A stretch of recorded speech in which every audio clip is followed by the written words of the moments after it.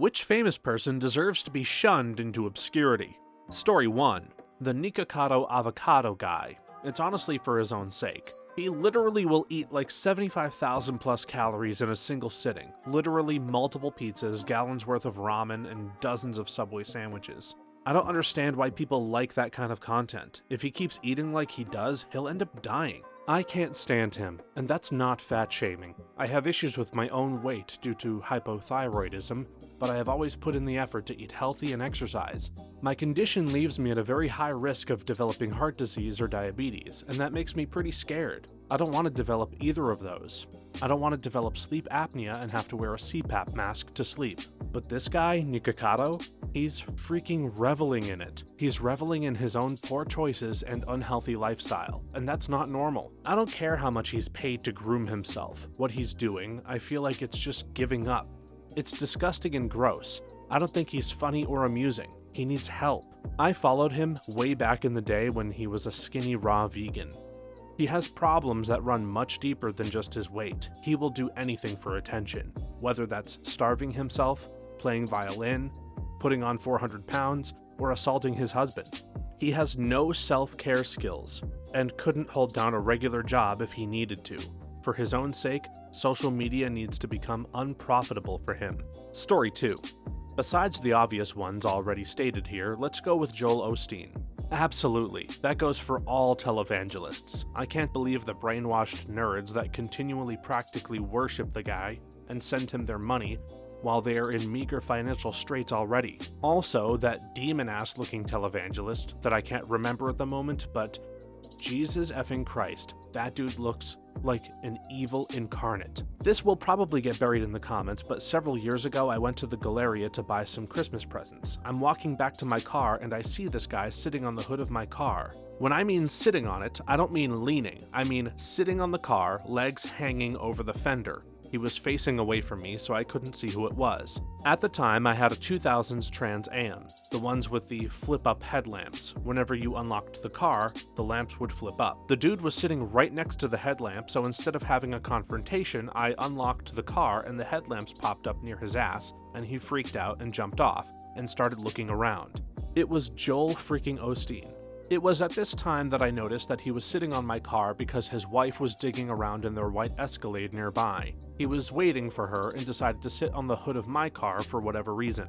He looked at me and told his wife to hurry up. She closed the door, I walked closer to my car and he said, "Merry Christmas, God bless," and walked away quickly. It was a weird interaction, but the audacity of sitting on the hood of someone else's car was just mind-boggling to me. All that to say, screw Joel Osteen.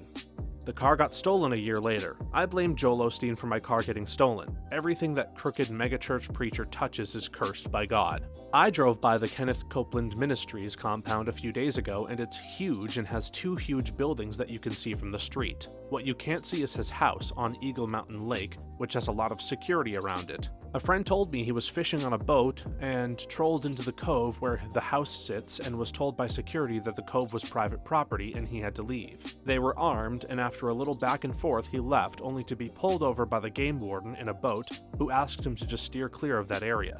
Story 3. Chris Brown.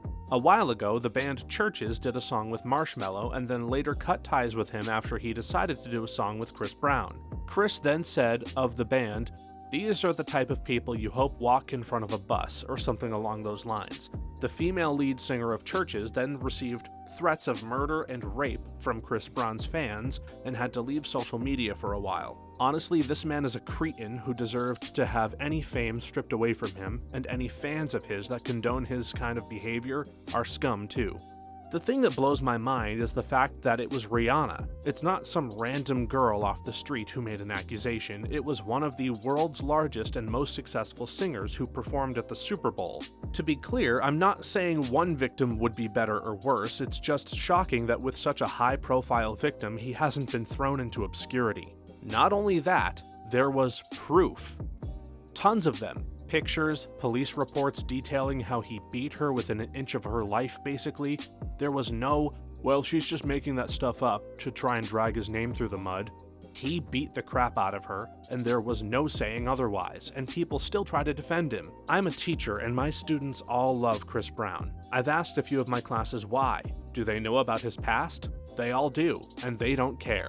One lesson I chucked out my plan for the hour, or part of, and we had a huge class discussion about him. I tried to listen to them and remain firmly off my soapbox, but I couldn't help it when a number of them agreed that she must have done something to deserve it, shaking my head. I can't stand him, and it baffles me that so many people still support and stick up for him. They justify what he did because she hit him first. Okay, but why is she the one who has pictures of her face all busted up, looking like she got hit with a baseball bat? I didn't see any pictures like that of him. Also, the fact that what happened with Rihanna wasn't just an isolated incident. He abused women after her. The desperate, thirsty women who support him are the same ones who would let him beat their ass and then defend him. Story 4. Gwyneth Paltrow. Goop is pure pseudoscience and dangerous. It's not pure pseudoscience, and that's part of the problem. It's a muddied mixture of unsubstantiated claims and true claims. Goop sells regular melatonin right next to $90 ovary supplements made from about 100 herbs. I hate when people are so black and white because it's not all bad once you find something that works. You start to think maybe Goop is actually good, and that's when you find yourself buying jade dildos and $100 herb blends. So saying it's 100% pseudoscience is like saying all drugs are bad. You try marijuana, find out it's basically harmless, start to think all drug talk was a lie, and then you're doing meth. I don't know how much harm she's doing in the grand scheme of things. On the one hand, you have someone like Elon Musk buying one of the major means by which the government communicates with the population, and then turning into a Chinese bot-filled right-wing extremist propaganda system. And on the other, you have a clueless rich white woman selling overpriced candles and vagina eggs to other clueless rich white women. I'm not saying Goop isn't pseudoscience and isn't ridiculous, but if there's one person you're picking out of all of the evil being done around the globe, I'm not sure Gwyneth Paltrow is humanity's #1 enemy at the moment. Story 5. In the spirit of being different from some of the more obvious answers, R. Kelly. Thought he was already in obscurity, but apparently he just released a new album. Only heard one line from it, which I think is safe to say the most notable one, and it just reaffirms that he can piss all the way off. I hate how acceptable people find R. Kelly. That stuff about him was on public record for years, and even then that documentary only knocked him for as long as people remembered it properly. It's completely messed up that we live in a world where accusations like that fly around and there's so much uncertainty around them. But then, one of the people who is very clearly guilty and has been proved as such more than once seems to get off lightly every time anyone remembers he did anything. Story 6. The Kardashians. I don't understand how any one human being can have so much money and not genuinely do something constructive to help society, instead of coming up with a new BS makeup line that sucks ass. They're not even pretty. It's hard to fathom that kind of lifestyle without a conscience. Story 7. Prince Andrew. Take this with a grain of salt, but about a month ago I was bored at work and bouncing around the internet. Stopped on some article on a gossip site where it said that Prince Charles had to take Andrew into a room and basically slowly, painfully spell out for him that he was pretty much a pariah and would never be able to serve in his royal capacities ever again. Couldn't really give a crap about the royals, but the idea that the former troubled scapegoat brother had to take his golden child brother into a room and basically give him a giant dressing down and tell him what a disgusting moron he is made me very, very happy. Story 8. James Corden. There have been many reports of him being a prick behind the scenes of his show. He did an Ask Reddit and did the thing where he avoided any real questions and just answered the fluff questions and pushed his current project really hard, so it just ended up being a glorified PR stunt. And he tends to star in a lot of crappy movies to the point where if you see that he is in something, there's about a 90% chance it's going to suck. And lastly, he had the misfortune to take over Craig Ferguson's spot after he left. Much like a lot of people hated Trevor Noah for taking over after Jon Stewart left simply because he wasn't Stewart. Many people hated Corden because he wasn't Ferguson. You can legitimately make the claim neither of them is funny, but I don't think there is any denying that a lot of people started with negative feelings before the first show ever aired, and it was going to be an uphill battle, no matter what. There was also the time Jimmy Kimmel asked him to name any of his cameramen, and Corden didn't have a clue. He can't be bothered to learn his own staff's names. And of course, there was that recent debacle where he was named the worst customer of the past 25 years at the Balthazar for being rude and nasty to waitstaff, and when asked to comment, Corden refused because he said it was beneath him.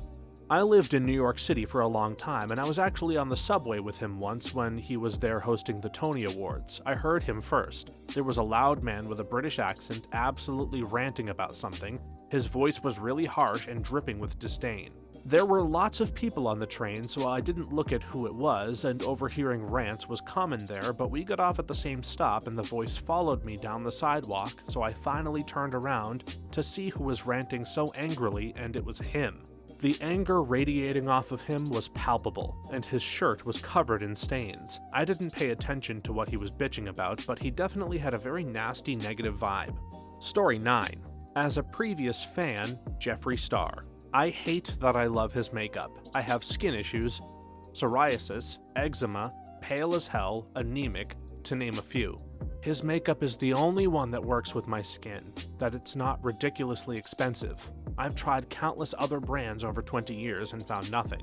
If anyone can help me out with this, it would be amazing because I hate it. When Jeffree was in his heyday as a rock star, he was good friends with Ian Watkins and everyone knew what that guy was about. For those who don't know who that guy is, he was the vocalist for a band called Lost Prophets. Ian was so popular that women were giving up their babies to him for his own sick pleasure. He got away with this for 15 or so years before getting caught up with it, despite a cinderblock of evidence. I've even heard that the band had tattoos that said "Proud Child Molesters." You're telling me that Jeffree was the one person that didn't know? Story 10. Ellen DeGeneres. She's so rude. I'm a huge fan of probably 5+ groups and listen to more. I died inside when she asked BTS if they'd hooked up with a fan. Dating is generally taboo in K-pop, but it's worse for the more popular stars. Also, dating a fan is just not good in general. Also, a piece of my soul perished when she asked Super M about their romantic life. Mark asks her, "Why do you always ask this, though?" And Ellen legitimately goes, "Well, it's my job." No, your job is to treat your guests with respect. Stop pushing dating, scandals, and rumors onto your guests, including Taylor Swift and Zac Efron, and it was she who forced Mariah Carey to admit her pregnancy with wine, if I remember correctly. She's a disgusting hack. Dating isn't a crime, but trying to force a non-existent couple is just odd. TLDR, she literally pushes dating scandals onto everyone. It's not even her being racist, like some K-poppies claim, cause she does the same crap to Taylor, Zac, and others, and she claims it's her job. Story 11.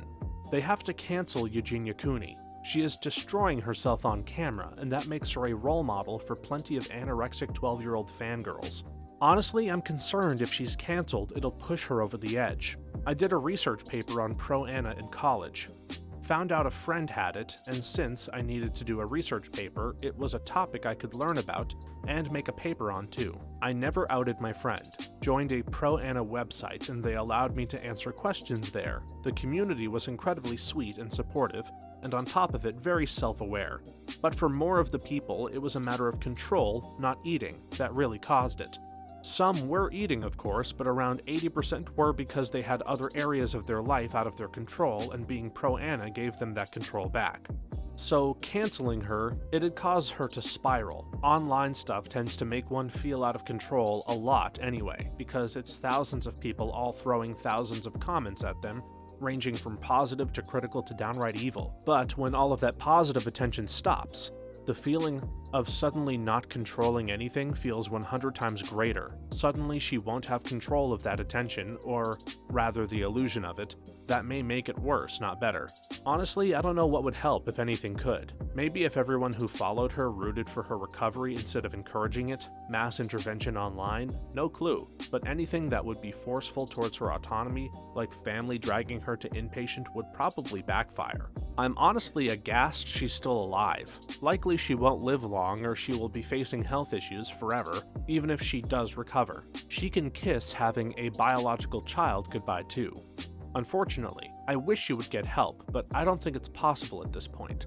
It's rather strange how the human body can be so weak and so resilient. A girl I was in high school with died in her first year at university from cardiac arrest due to anorexia.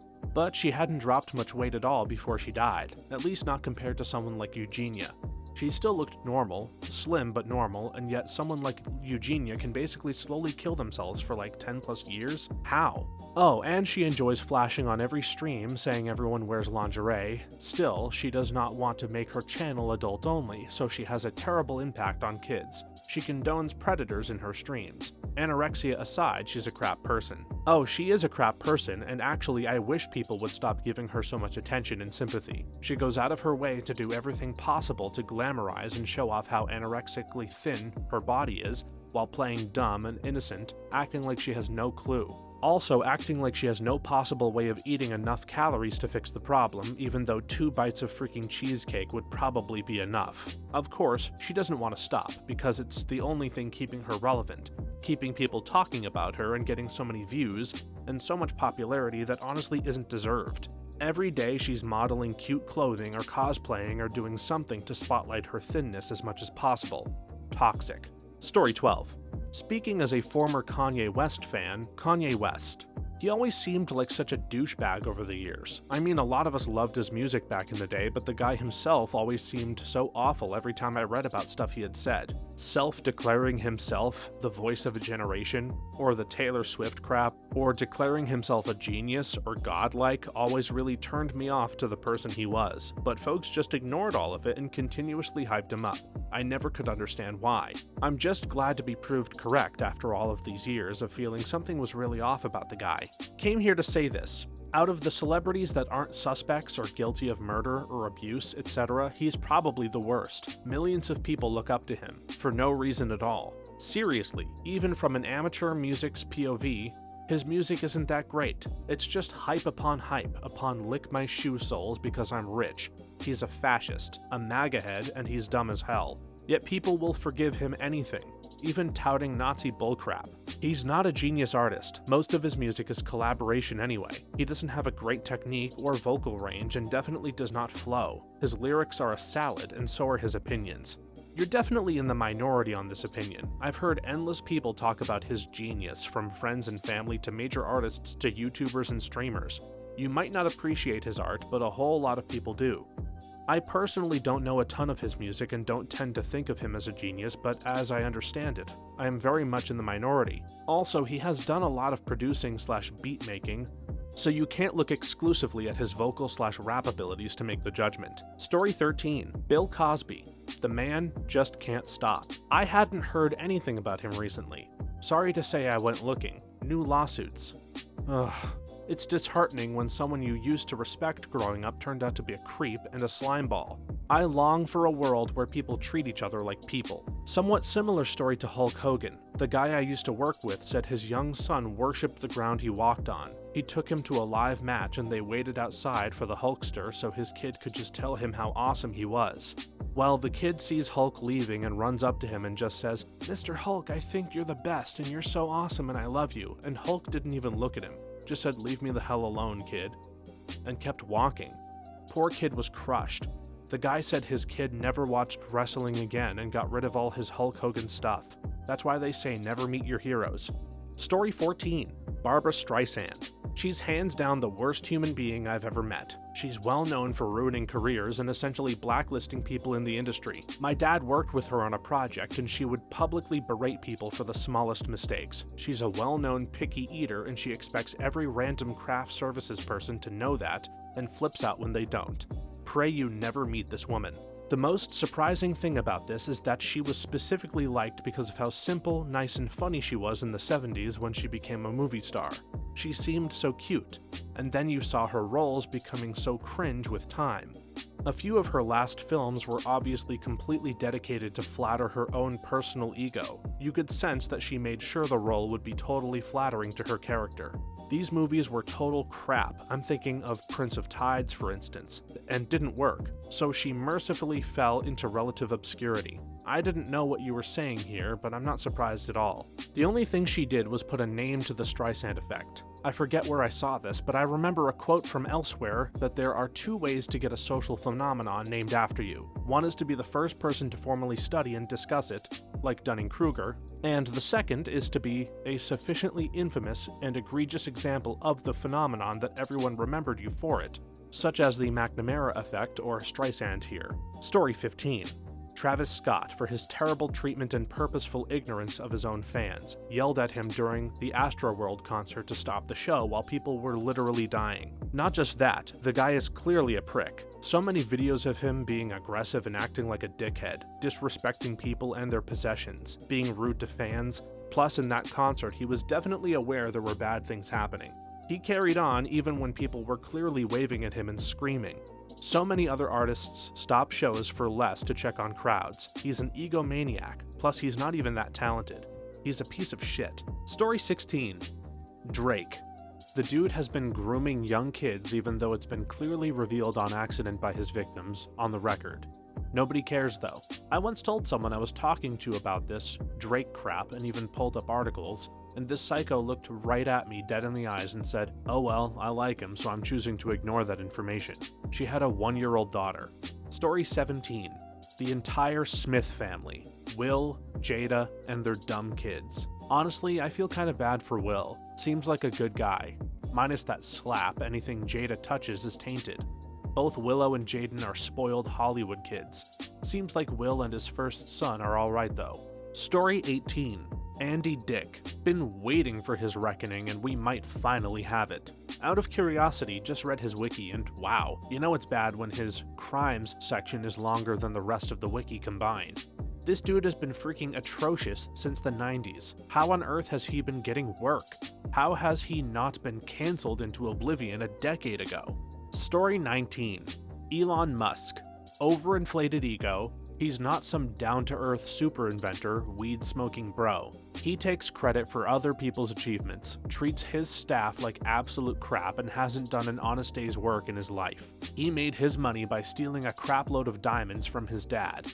He's a narcissist who only cares about his public reputation. He made a big show and dance about asking the UN how much it would cost to solve world hunger. When they came back with a number, he ghosted, just like he tried with Twitter. It's all about the attention for him. There's a photo of him and his mom at the Met Gala, and they both look like evil supervillains.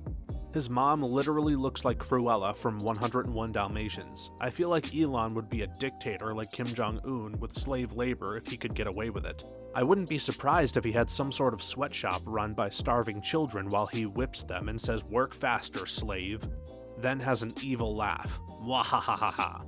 I also don't think he's actually the world's richest person. There are probably more richer people, who no one knows about, with some offshore Swiss bank account. Story 20. Jennifer Lopez. I'll watch some of her movies, I'll listen to some of her songs, but she's a mediocre actress and a mediocre singer. She's aged well and has style, but she's a narcissistic crap human being. My friend had to do a photo shoot with her that she was paid millions for. Took 8 months to track her down. Her team would say, "Okay, I'm in LA, send the photographer." He'd do a 5-hour flight regardless of other jobs and then show up, and she wouldn't have time anymore. Beyond that, he said she just wasn't very nice to staff. Oh yes, I have heard firsthand that J-Lo is not nice to staff. I was having a massage at a very well-known spa and asked the masseuse what, if any, celebrities came through their doors. She answered Sharon Stone and Bruce Springsteen, to name a few. Both were very nice and tipped well. Then there was J-Lo. According to the masseuse, she was awful to the staff. The story took place when J-Lo and Ben Affleck were first together and booked individual massages. The two of them came into the spa and J-Lo was glaring at the staff and gets angry when she is led to the area to change into a robe. Ben Affleck is nothing but gracious. While J-Lo didn't speak a word to her masseuse, Ben Affleck was engaging with everyone. She ended up tipping really crappy and Ben Affleck gave $500 each to the staff members he was with. I respect her hustle and will give her her due. She is a beast who worked her butt off to get to where she is. However, the reality is that she capitalized off her physicality, her exoticism, and a deceased singer who the world was still mourning and ran with it. It's time for people to stop coddling her and address the elephant in the room. Selena made Jennifer Lopez. Had the former still been alive today, we'd never heard of J-Lo. Is Jennifer Lopez talented? Yes, to a degree. She's a mediocre dancer and actress who's had some moderate successes. As a singer, however, a resounding no. There are ample accounts of her stealing vocals from artists like Brandy, Christina Milian, and Ashanti and passing them off in her songs. Most notably, Ain't It Funny and I'm Real. Say whatever you want about Mariah Carey, but the good sis told no lies when it came to Lopez. The ether alone is pure gold. I understand that the nature of the business and industry is shady, and in order to survive, you have to possess some asshole qualities. I get that. Otherwise, you would never make it, and people would take advantage of you.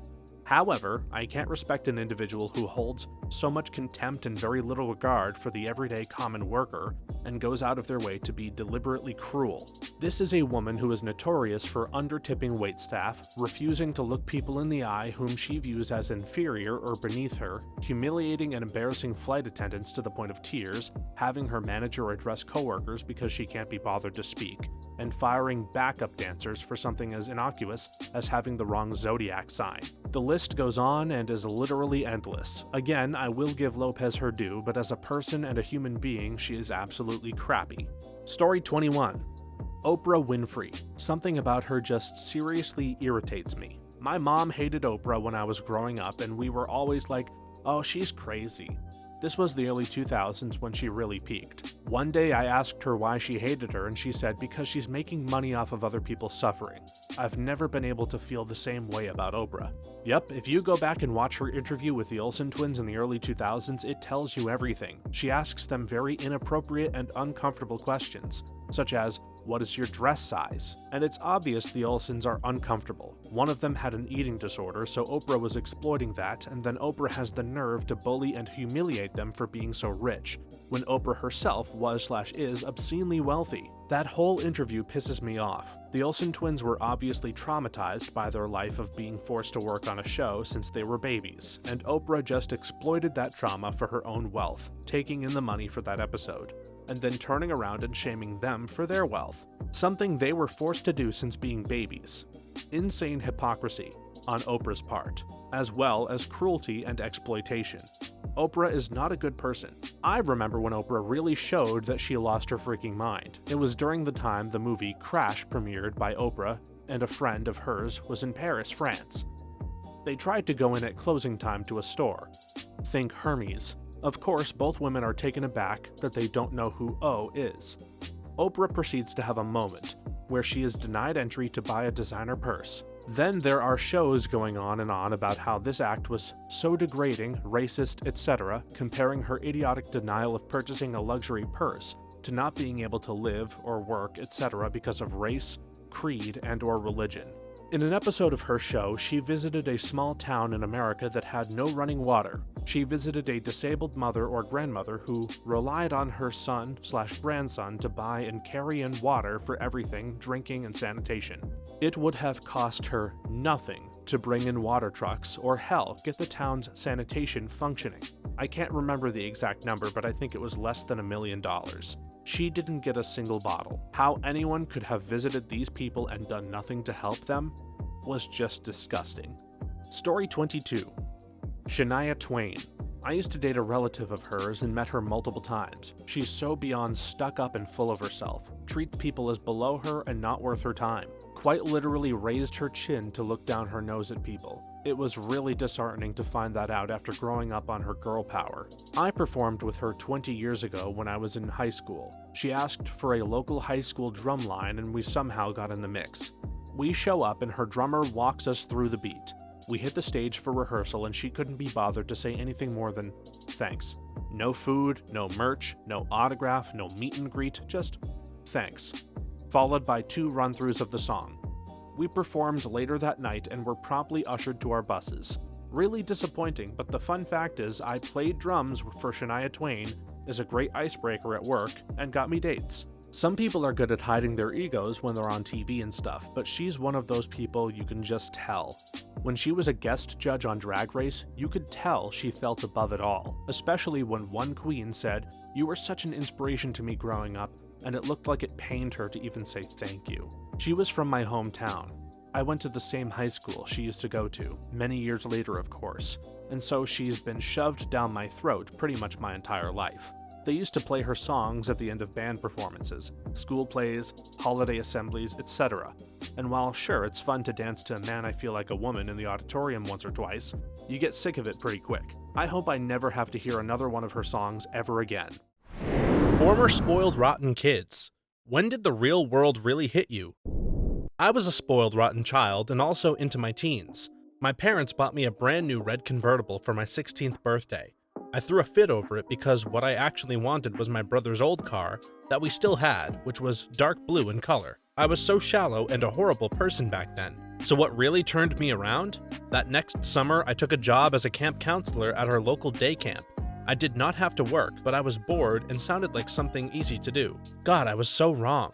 This day camp was specifically geared towards the lower classes who could not afford childcare during the summer. We served them breakfast, lunch, and an afternoon snack. For a lot of the camp kids, this was all that they would eat that day, and on Friday they would beg for extra food or snacks to take home for themselves and or their siblings because they may not get to eat again until Monday. This really hit me hard, but the part that got me the most. This one kid, around 5 or 6, would refuse to take their shoes and socks off, even if we were going to the public pool that day.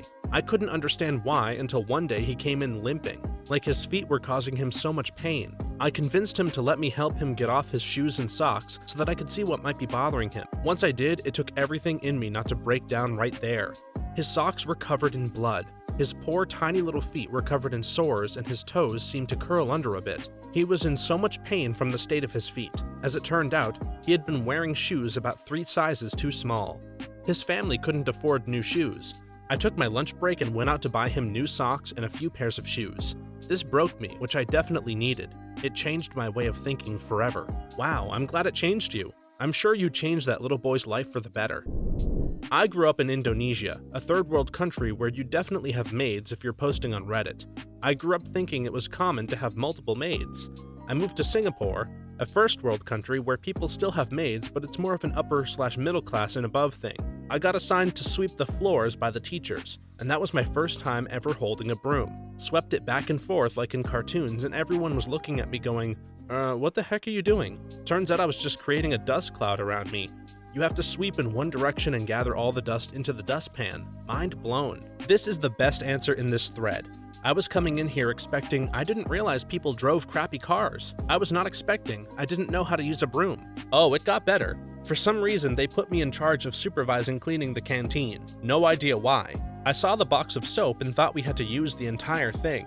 Dumped all the powder on the floor and then dumped a bucket of water over it. Soap everywhere. Didn't know how to stop it. 3 hours later, we still had bubbles. All of us had a blast because the entire canteen became a giant slip and slide, but the teachers were mad. They wouldn't believe me when I tried telling them it wasn't deliberate.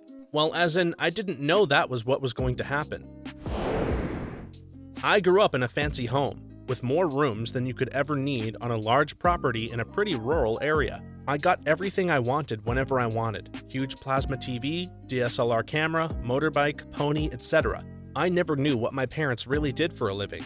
I remember kids always asking what my parents did as a job in the playground, and I never really knew how to respond. I soon figured out what my parents did when my dad was arrested for drug trafficking and the house, cars, and everything else was repossessed by the government as profits of crime. I now live in a crappy house that barely stands in a dodgy area of town. It definitely was a shock to the system, but I'm adjusting just fine, I guess. I had a friend like this. Whenever he'd ask his dad what he did, his dad would get him a new dog. He was a really nice guy, actually, thinking he wanted to open up an animal sanctuary. We still don't know what his dad does. We still see him driving around in his Aston Martin. His dad is also a nice guy, come to think of it. A new dog every time? It's a hint. He's an animal smuggler. I was raised by my great-grandmother. She was well-to-do and active well into her 80s, and her world revolved around me. Ballet, gymnastics, and all the music classes I could fit into my schedule. I had a menagerie of pets, Christmases were obscene, she catered to my every whim as a child. Now that I'm an adult and my wonderful Gram has passed, I've learned that what I had was really unique. The world does not wait on me. I'm not special to everyone. I struggle with entitlement and narcissistic tendencies. It's isolating at times and I miss her. She sounds a lot like my grandma. Thanks for reminding me that I should really call her more often. Please do. My grandpa passed recently and I've been wishing I called him more. We didn't get to talk much due to his crazy wife, not my grandma. And every time we did talk, he'd ask just how my grades were and I hadn't been doing too well in college lately. So I avoided him along with the rest of my family. Now he's gone and I'll never speak to him again. I grew up in a Midwestern town/middle-class neighborhood, private school, etc. I never needed anything, but my dad grew up poor and my parents wouldn't give in to any of my big wants. Super Nintendo, I never got. My neighbor and best friend got everything he asked for. I loved hanging out at his house because he had the best TV, the best food, the newest video games, 100 pairs of shoes, and 1,000 hats. After we moved away, I found out that his parents gave him anything he wanted because they were in a loveless marriage and constantly fought around him.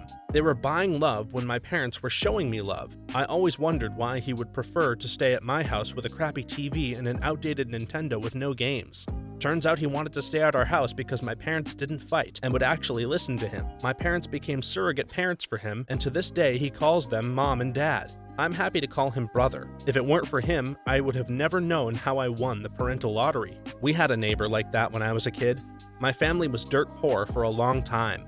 Dad didn't make a lot of money and mom was a Catholic and very fertile. This kid that lived next door had every toy and game on the market, but every summer morning, he was at our door asking if the boys could come out and play. He also went through a phase where he became very jealous of any time he could spend with our dad and would almost aggressively try to hoard the seconds. Apparently, his own dad was more interested in his new girlfriend and would just write a check every time his kid was supposed to live with him. The boy's mom wanted to date around and party, and he ended up living with his grandparents, our neighbors.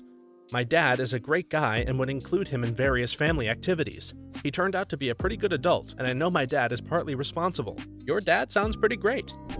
When I was 16, my parents left for a week's vacation and gave me money for the week. Since I didn't know how to do laundry, never even seen it done, I took all of my clothes to the dry cleaner. Even my panties. The cleaner asked 3 times if I was sure I wanted them dry clean. I said yes. 2 days later, I got 8 pairs of panties safely pinned to individual hangers. My laundry cost about $90 that week. I just assumed this was all normal. We get a lot of guests at my hotel who do this.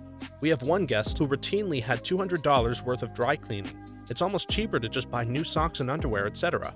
It probably costs them nothing, and they expense it to a business account. If anything, they earn points on their credit card for it.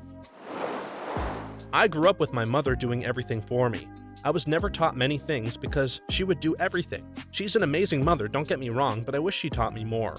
Well, I have a job now where I take care of mentally disabled adults. You basically have to do everything. You have to do all of the cooking, all of the cleaning, and all of the laundry, and you have to shower clients and change their clothes and diapers. Some of them can change themselves. I'd say that this job is helping me a lot. It's giving me more experience in the real world and a great opportunity to help my patients and spend time with them. Yeah, my mother did similar things. She wasn't a very good mother though. She really tried, but I know that I would have been much better off if she'd given me some chores to do and made me do them. Or if she made me feel like I was a contributing member of the household instead of someone carried along on a special chair by a Sherpa. She sort of worshipped me because I was supposed to become a smart medical doctor and she would live through me, doing all of the things she couldn't do herself. Needless to say, this didn't work out. At 20, when I started dating my now husband, he was raised by a single mom who worked 3 jobs and they still barely got by. While my mom was a stay-at-home mom and my dad was/is successful in his line of work. My husband and I went to high school together. At the beginning of every school year, my parents would easily drop $15,000 on me and my sister for school clothes. My husband would go to our high school secretary to get clothes that were paid for by the school district. I didn't even know that was a thing. $15,000 for clothes. Everything I owned combined is barely worth that. When I moved out of my hometown for college, it was an absolute culture shock. I met other students who couldn't go to their dream schools because of how much it cost, so they had to go in-state. They didn't eat out every other day. They bought secondhand clothes. Some had never traveled out of the country, and some had never even left the state. Some were driving their parents' first cars. That crap blew my mind. This is how the rest of the 99% of the country lives. I come from a filthy rich background, but I work hard to hide it so that you can't tell. I dress normally, I don't really talk about my background, I try to buy stuff on sale. Sometimes it shows in ways that I can't help. I'd never seen crappy cars before going to college. I don't know how to drive cars with poor handling, and I always forget to turn off the headlights because I've never driven a car without automatic lights. I don't know how much anything costs because it doesn't matter. I'll still buy it anyway. I also don't really value money. $100 just isn't a big deal to me, but I know it means a lot to others, so I don't mind giving it to friends who are in need. But if you don't look too closely at my habits, you can't tell, and that was a conscious decision that I made. I'm grateful for never having to worry about money, and I likely never will, but I don't want to go back to my hometown because I think the lifestyle is unhealthy. There's so much entitlement, and the worst part is how rich people think that money defines your worth. I've seen them look at people with less money with such disdain, like their value as a person is less since they don't have as much money. It's disgusting, and I don't want to be associated with that kind of person. I also loathe the comments that come with it, like, if I were rich like you, and I put an end to those immediately if they come up. I don't like being treated differently because of how much money I have, and I won't treat you differently for how much money you have. We are both people, and we are both worth something. I think there's a difference between spoiled rotten and just growing up wealthy though, and you don't sound spoiled rotten at all. I think the difference between being spoiled and rotten is the attitude that you have about the things that you've received. I'm very grateful for everything I have, but I definitely consider myself spoiled rotten. I don't know what it's like to not have anything. I never have to ask because I already have it, whatever it is. I'm not going to try and convince you that I'm spoiled or rich though. I don't want to play that game. I wasn't necessarily spoiled, but I definitely grew up in a very privileged family. Upper middle class, academic dad and lawyer mom.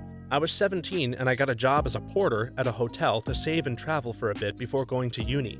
My dad lives in Singapore, so I figured Southeast Asia. I went to Indonesia, and I was staying in a decent but not crazy fancy hotel near a temple. It was my first night, and I had no idea if tipping was the normal thing and didn't have any rupiah on me, so I put a US $5 bill under my plate when I left. Working in a hotel, you get foreign currency tips. The note was worth more as a novelty, to be honest. As the waitress cleared the plates and I was walking away, she freaked out, thinking I had left it there.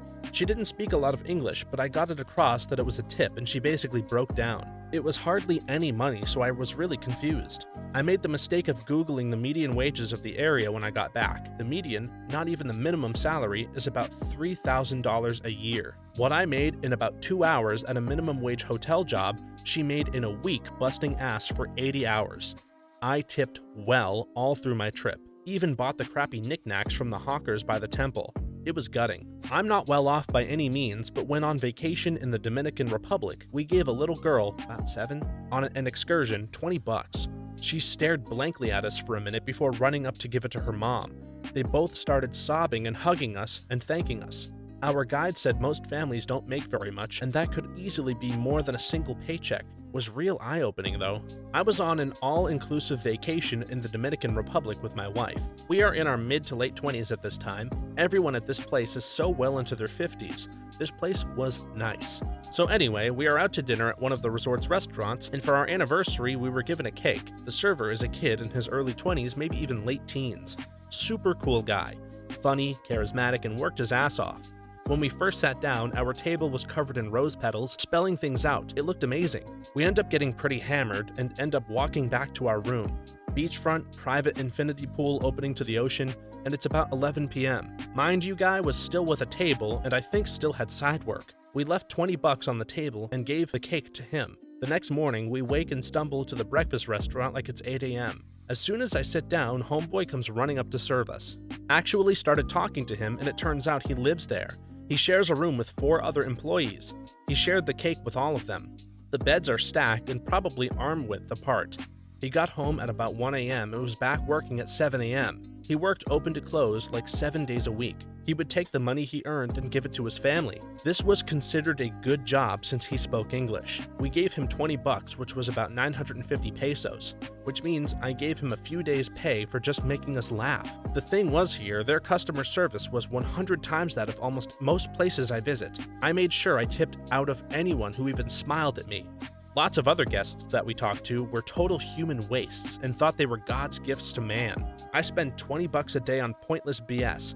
I can give $20 easily to people who can then provide for their loved ones. I now give away all of my possessions to people. A friend wanted a PC for his kid but couldn't justify it. Boom, take my monstrosity of a PC. Had a friend get into an accident and insurance wouldn't cover it for some reason. Here, have mine. When I quit music and ran into a small-time band, I gave them all of my equipment because I had no need for it. They said they did the math and I gave them like $20,000 in equipment. Should have thought that one through more. I own a house, 4,000 square feet in Austin, Texas, and when I moved home, I gave it to an army buddy. If I clean and find out I haven't used something for 12 months, means I didn't need it or use it, and it's always donated. When I go to restaurants, I creep on people. See a family taking their kid out, but they don't eat. Find out they can't afford to eat there, but it's still the little dude's day. I'll tell them to order anything. They celebrate his existence. They should celebrate too. I learned happiness is who surrounds you, not what. I realized that some people really struggle with money. I thought people didn't buy things they need, like cars, appliances, clothes, or a nice house, because they were really frugal and saving up. It's not that I didn't know about poverty, but I thought it was a third world thing, and that everyone in the US is pretty comfortable. This didn't sink in until college. I'm terrified for after college. This, in my house, we can't afford a new car, meant we don't have the extra money to splurge on a new car, and we don't really need one right now. Not, we literally do not have the means to afford a car even if we really had to buy one. Not being able to afford something meant saving up for a few months and eating in and buying stuff on sale. Not picking up 2 extra jobs and taking out loans to be able to afford an essential need. Yep, I remember someone asking me once what I would do if I won the lottery, and my answer was something like, well, I wouldn't have to buy stuff on sale anymore. If winning the lottery would have no large effect on my life, I'm probably sitting pretty good. Military boot camp. Wanted to eat an orange but didn't know how to peel one. Slyly waited for someone else to start peeling before emulating him. End up with a badly squashed, untidily peeled orange ball that tasted like sour reality. Boom. Evolved. Don't tell me you had people peel oranges for you. I met a guy in school who didn't know that apples didn't come sliced. I was spoiled rotten until my mid-20s. My parents gave me anything I wanted. When a new gaming generation came out, I would get every system at essentially every launch game. In high school, I drove nicer cars than all of my classmates' parents, and I had 3 different cars depending on how I felt. 2 of them were brand new sports cars, and the other was an older but very desirable sports car. I never paid for gas or insurance. Never paid a phone bill, didn't pay for food, movies, snacks, or anything. I was given almost limitless amounts of money to do whatever I wanted. My parents paid for my college tuition, and I later worked in the family business and was paid a very good wage for being simply who I was. I wasn't a slouch per se, but I had a false sense of security due to things being handed to me for years. My perspective of life was that you were always on an upward trajectory to earn more, and more. I swore that by 25 I would own a Lamborghini and $500,000 house, at least. Anything less than that would be abysmal failure. While living in this excess, I met a girl who grew up poor. She didn't live in poverty, but she had to work from a very young age and had to help pay the family's bills. Basically, she lived a life that I deathly feared. Her financial situation stabilized by the time we started dating, but her life experience gave her a pretty solid background. I initially approached our relationship from a position of wanting to give her the finer things in life. I spent thousands of my parents' money on her to take her on trips and buy her jewelry. She was never comfortable with it, and she frequently said that she is fine with a cheap dinner and a movie. She and I got married and were expecting a child soon after. My great awakening came when the family business fell to pieces. Suddenly, the endless supply of money stopped. It was so bad that I couldn't even receive a salary and had to look for a job. I had a college degree, but really no discernible skill set. Finding a job wasn't the easiest thing in the world for me to do. I eventually found a very entry-level job in a completely different field. The salary was incredibly low by any measure. For the first time, I had to pay for gas, insurance, phone, food, etc. The high-performance car I drove took premium fuel and got abysmal gas mileage. I sold it and bought the cheapest car I could find that was safe and new enough to keep my family on the road. I never drove anything so cheap in my life, was never paid so little, and had to pay bills for the first time in my life. I had to perform at work because I was almost literally living paycheck to paycheck. Oh yeah, I racked up tons of credit card debt by being irresponsible and knowing I could easily pay it until I couldn't. My one constant? My wife was unflappable. She had been in far worse situations before. She was pregnant, yet calm, cool, and collected despite the sudden life change. She didn't stress and essentially pulled up her sleeves and devised a budget for the household to see us through our new reality. It was clear why we were put together. I thought I was the man. Look who ended up taking care of who. This experience taught me that money literally didn't matter. Not only does it not matter, but it can disappear in an instant. I became closer with my wife, new son, and my faith after this experience. I wouldn't change it for the world. Your wife sounds awesome. He picked a winner. I grew up living in a huge hotel, kind of like your Sweet Life of Zack and Cody thing, except I was a spoiled young kid. When I was 7, I'd have a nanny put on my socks, wear my school uniform every day, etc. I had 4 nannies before that, and they all left. I made one cry once because I yelled at her for not helping me with my math homework. I slapped another one. She left 3 months later. It hit me hard a year or 2 later when my dad had to travel overseas to work. So I was stuck with that one particular nanny named Tina. My dad didn't really send a lot of money back to us, and so we had to live in a cramped apartment since we needed to move out of that particular hotel. I hated my nanny at the beginning because she was just so damn strict. Turns out that she was doing this because she wanted us to change, and we did, because my dad didn't send enough money and didn't want to. Stingy guy. We had to ration our food on some days, and I couldn't go to many school activities because we didn't have a car like we used to, and we didn't have enough money. This was hard on my brother and me because we went to a private international school, so it was really hard not trying to show others our personal struggle. It was even harder on me as I was a prefect at that school, and so not attending school activities or extracurricular stuff was the worst. During that period, I learned so much and began to empathize properly. I learned to socialize with my neighbors, be independent, and this made me enjoy my childhood living in that apartment more than I ever did living in a hotel. I owe it all to my nanny, to be honest.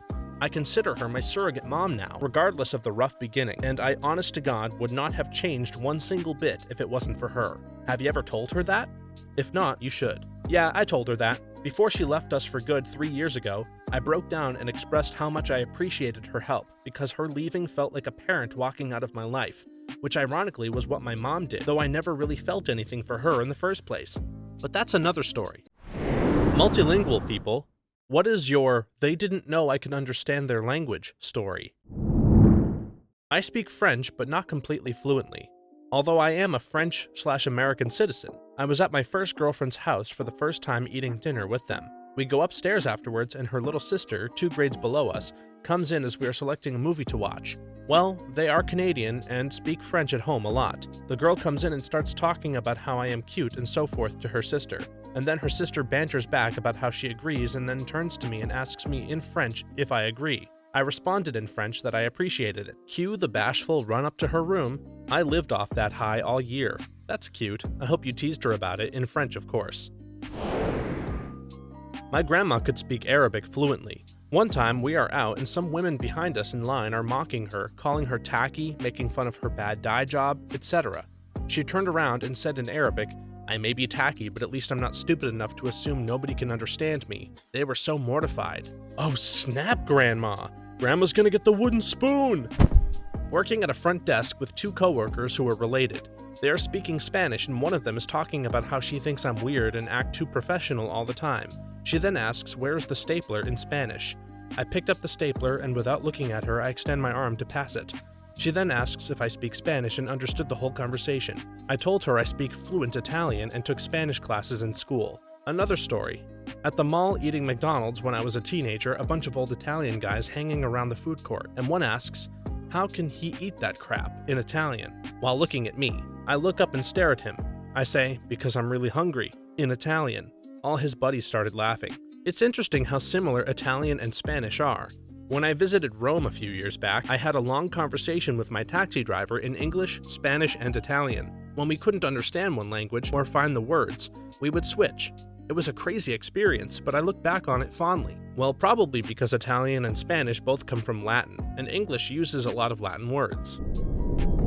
I was waiting in line with my sister to take a boat tour in California, and ahead of us was a group of 5 to 6 German-speaking people. The wait to board the boat was long, and they got to talking. At first, it was about how nice the weather was, and then it turned to how annoying Americans can be. Especially fat, dumb tourist Americans. They cracked a couple of jokes having to do with American stereotypes. While this was happening, the line started moving and people started boarding the boat, but the group was too wrapped up in their own jokes to realize it, so I finally turned around to them and in fluent German asked if they were part of the tour and if they were getting on the boat. They stopped dead in their joking tracks and said yes. So I replied that they had better get a move on because the dumb fat American tourist standing right behind them wanted to get on the boat too. They all looked really embarrassed. I've had very similar experiences. I'm Dutch. My wife is American. I don't sound even remotely Dutch when I speak American English anymore. The accent is gone after years of living in the US. We regularly encounter situations where Dutch people will trash talk Americans in our vicinity when we travel back to visit family. We'll order a salad somewhere and someone will say, "Oh look, the first Americans to ever order something healthy." I usually let them ramble for a while before shaming them by making it clear I do actually speak Dutch and am Dutch. It's amazing how people aren't ashamed and find themselves so funny until they are caught and then didn't mean it that way. I once had a very apparently wasted Englishman yell out to anyone who would listen that he found the only American with a passport while at a train station in Spain. The irony was that I was speaking in Spanish at the time to someone else, and he noticed the tag on my luggage that said USA. I truly do understand where stereotypes come from, I just dislike them a great deal. They don't apply to nearly as many people as they think. Not me, but my mom's friend. She and her aunt were on a bus. A very sickly-looking woman sat in front of them. They just started talking between themselves and said something along the lines of, "That lady looks like death." She turned around and in Polish said, "I have cancer." I'm Mexican, but I studied for my college degrees in the US. When I was studying abroad in Germany, I only spoke English to my German classmates. 4 months in, one time we were waiting for a train at a station and a group of young South American tourists were being loud and just waiting beside us. I could understand every word they were saying except for some slang, and they suddenly started talking crap about our group. I don't blame them at all, as we were just bored at the train station trying to pass the time, but I smile and look at them. One of the guys looks back and says in Spanish, "Do you not like what I'm saying, asshole?" I respond in Spanish, "It's been a long time since someone insulted me in my language." The guy has a speechless look on his face and all of his friends look at me. We have a laugh, and soon after that, both of our groups sat together and had a nice time talking. Their English was good enough to have a small chat with.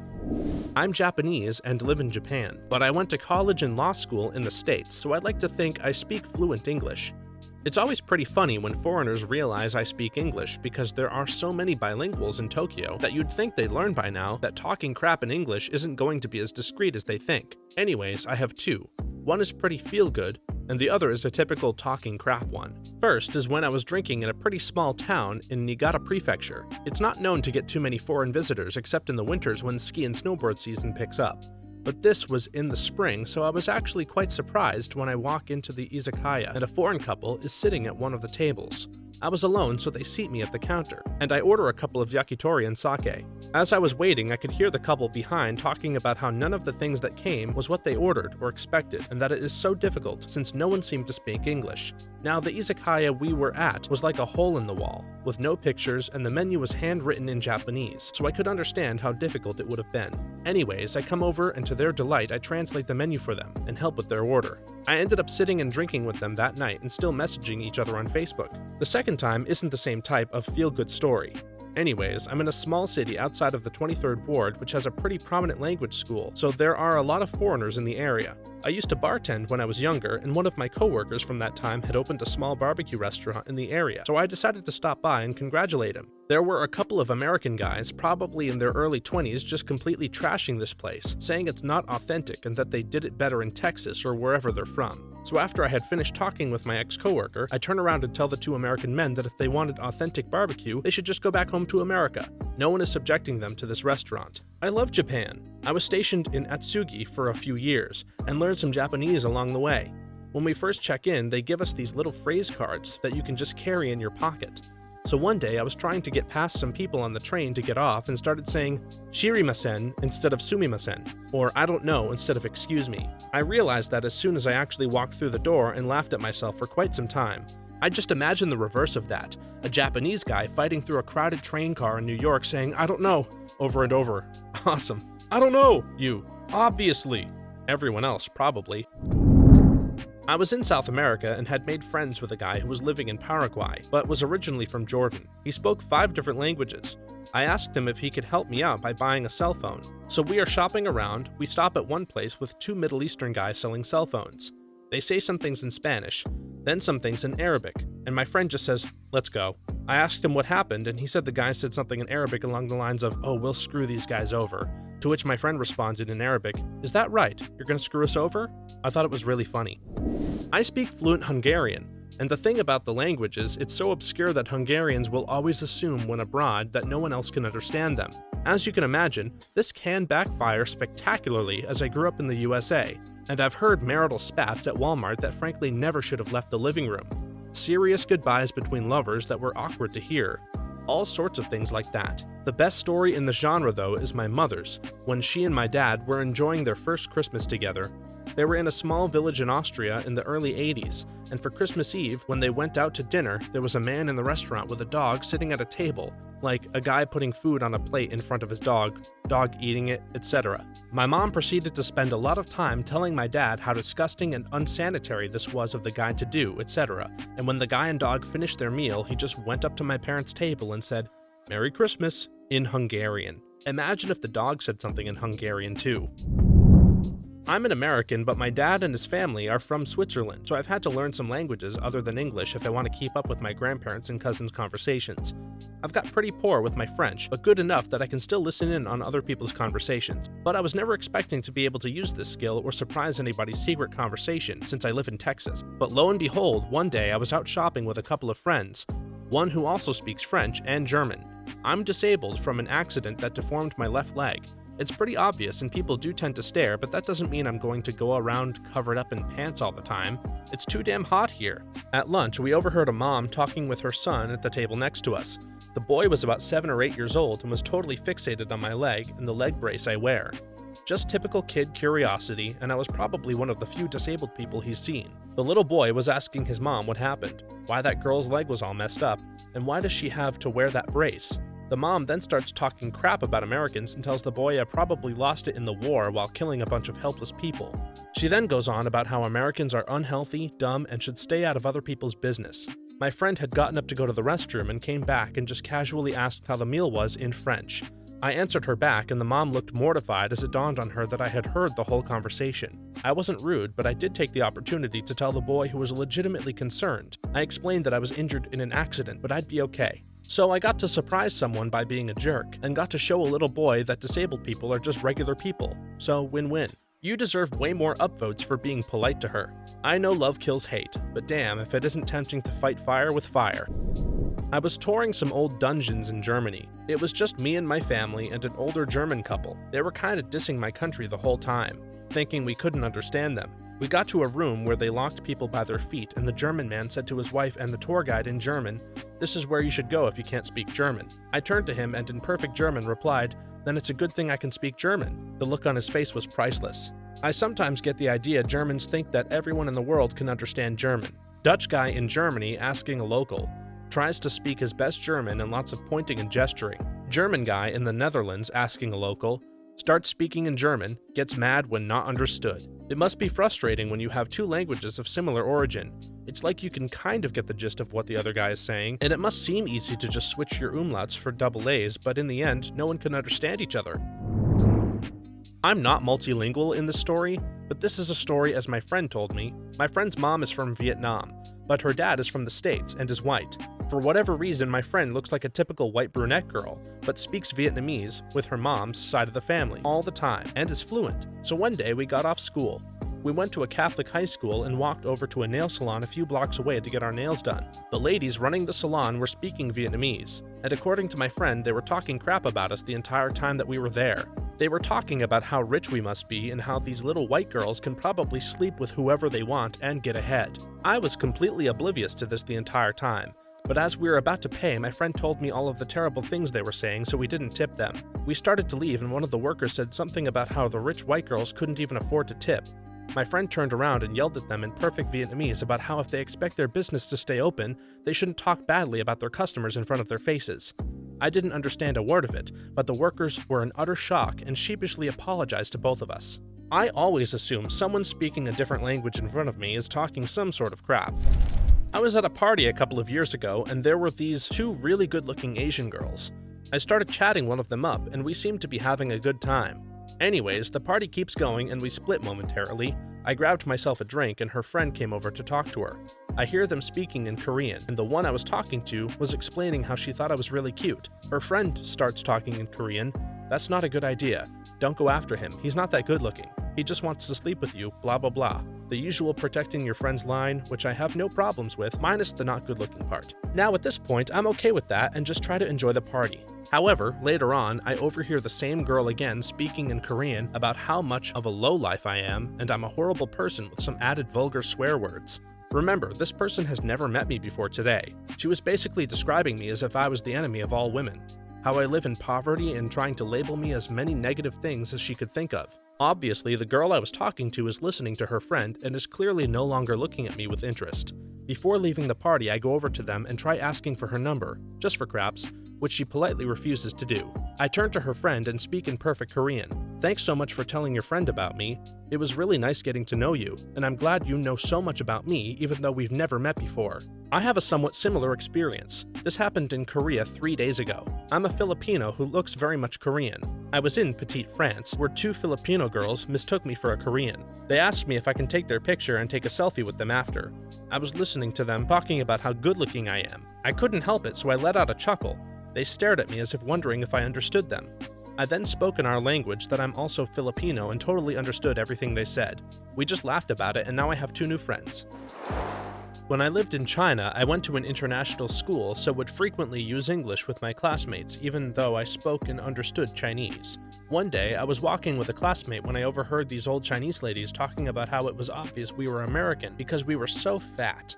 We were both average-sized, neither fat nor thin. My friend doesn't understand Chinese, so I decided to ignore it since we were just passing by. Later, we were at the fruit stand and the ladies come around looking to buy fruit.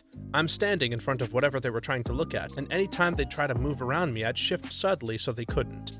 I hear one of them start huffing about how she can't get by, and in Chinese, I respond with, "I'd move, but as a fat American, it'd do no good." The ladies just looked at me, then I started laughing and were like, "Ooh, the fat American has good Chinese." No shame. Happened to me, actually. Really funny in hindsight. I was in Poland for a holiday with 2 friends. We went outside a bar to smoke, and I said to my friend in Dutch, "Those girls over there are really hot. Should we ask them to join us?" One of the girls turned around and said in almost perfect Dutch, "You won't find out if you don't ask." Cue my friends laughing and me standing there flabbergasted. "So did you ask?" Nah dude, I was all show back then, super insecure, and it was more of a joke to my friends than an actual plan. Canadian with an English group in a very French town in northern Quebec. The waitress crap-talked us, being Anglophones, the whole night to her coworkers and the bartender. She was doing it fairly loudly, which I found weird in bilingual country. When she came around with the bills, I put on my best accent and said in French, "I hope you aren't expecting a tip from these stupid English people because you are sure as hell not getting one," and told the group we were leaving. She chased us out of the restaurant screaming at us in French. I flipped her off and we left. I had the same thing happen to me, except it was in Moncton. Every single one of our party of 10 understood her but played dumb until the end. I was more offended by her stupidity in assuming that no one would understand her in a bilingual country's only at the time official bilingual city than her actual insults. We did this, but fortunately, it wasn't mean. My husband is American-born and raised, but grew up speaking German with his family. He wanted our kids to be bilingual, so speaks only German with them. My kids and I were at Chincoteague Island in Virginia, where a lot of Amish people like to vacation. We were in line at an ice cream parlor behind a group of about 20 Amish, including 7 to 18 girls. My daughter is used to speaking German to me as if it's a secret code, and said, "Look at what they're wearing, those dresses and bonnets. And look at their hair, so thick and shiny. They all look so pretty." The girls turned en masse and looked at her in surprise, which in turn surprised her, and I told her, "They clearly understood everything you just said." She looked embarrassed, then shrugged and answered that she didn't say anything she wouldn't have said to their faces. It was still a new experience for her. Getting complimented was probably a very positive experience for those Amish girls, especially in their native language. For once, their antiquated clothing wasn't a source of derision. Sounds like a good opportunity to make friends and get acquainted with their old German dialect, if anything. So I'm an American living in the United States and fluent in English. I did take Spanish in high school, and while I didn't really retain much, I can still take a pretty decent gander if I want to. I work in a landscape supply store, and most of my customers happen to be Hispanic. Sometimes they will talk to each other in Spanish while buying materials, and I can kind of get the gist of what they're saying. One time, 2 guys came in and started discussing what materials they were getting and how much. By the time they came up to me, I had already rung them up for what they had been talking about getting. They were really surprised that I understood them and tried talking to me in Spanish. I had to tell them that my Spanish was limited, so they tried teaching me a few new words while they finished their transaction. It was a nice time. I like these types of stories the most. I was on a subway car in Toronto when a French couple were chatting about innocuous crap when the husband starts chatting to his wife about what he wanted to do to her. It's graphic. He's going into detail about moves, holes, and smells. She had a toke in her hand, but unknowingly dropped it. So I saw my chance. I pick up her hat and tell her that she lost it. Both of their faces went white. She just meekly thanked me. I stood up, got off the subway, and felt a sense of glee at having ruined their evening. French in Toronto? Yeesh. I wouldn't assume any language is safe in Toronto, especially one of the official languages of the country. I think they had recently arrived and only assumed that it was a big Anglo city and didn't know that there were many of us who could speak fluent French. 2 English teens on holiday in France started calling people wankers, idiots, and many other interesting words. I asked them to start respecting people and they turned red. In Prague, I asked a lady something in English and her English was too poor for her to understand. I cannot speak Russian, but have learned a bit of it in Czech and is pretty close. Her gran was with her and the lady I was talking to said I was an idiot asking stupid questions. So I said in rough Russian, "I'm not an idiot. I'm sorry I cannot speak Czech." She went red too. In Catalonia, on a market, a seller spotted us as tourists immediately and tried to sell us his dried sausages more expensive than to the Catalan person before. I told him in Catalan that it's not fair to ask us French people to pay more.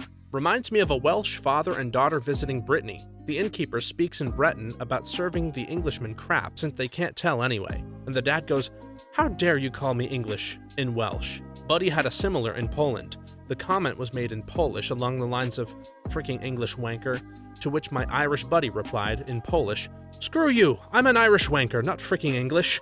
He and the Pole ended up drinking together for the night, as the Pole insisted on buying him at least a couple of drinks.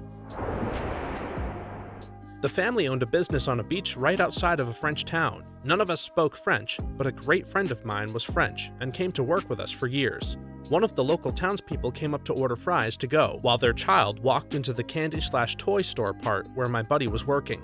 The kid asked for a toy in English, and the parent responded in French, "No, these are bad people. They take jobs from the community and won't hire locals." My buddy interrupted her and said no, that my family was great people and he did not appreciate her telling her kid flat-out lies, all in perfect French. The woman turned beet red and waited outside for her food. My buddy told my dad what happened, and before he got her food ready, he grabbed the stack of tapes that we had from local kids we hired stealing from us and even breaking in overnight. My dad offered her the tapes so that she could be queen gossip of the town, though he never would have given them to her, and explained very nicely how we had to bid on the business and have a business plan, and that there were 5 offers, 4 from the city and only 1 from the town who only offered $12,000 for the building, equipment, and 3 acres of property it sits on. She was kind of shocked at how it all worked. We gave her the fries for free for the hassle of listening to us, but apparently she told the story and we started getting local business for the first time in over a decade. What isn't as bad as you thought it would be? Getting shot down at the bar. It makes the next time easier. Just go for it. You've got nothing to lose anyways. Going to the gym and swimming in the public pool. I hadn't exercised since high school and hadn't swum in about 10 years. I'm very shy, and the idea of being in swimming trunks in front of strangers, or friends and family for that matter, was daunting. One night, I said screw it and went in. Nobody laughed. Nobody seemed to give a crap that there was a chubby guy using the pool. I made going to the gym and using the pool difficult for no other reason than insecurity. I was terrified of going to the gym in the beginning. I swore everyone was staring at the fat woman, thinking I'm disgusting and I should get the hell out of their beautiful people's place. I cried every single time I went for the first few weeks. I ran and hid every time I failed a rep or had to pause and take a break. It's not easy. I very nearly gave up.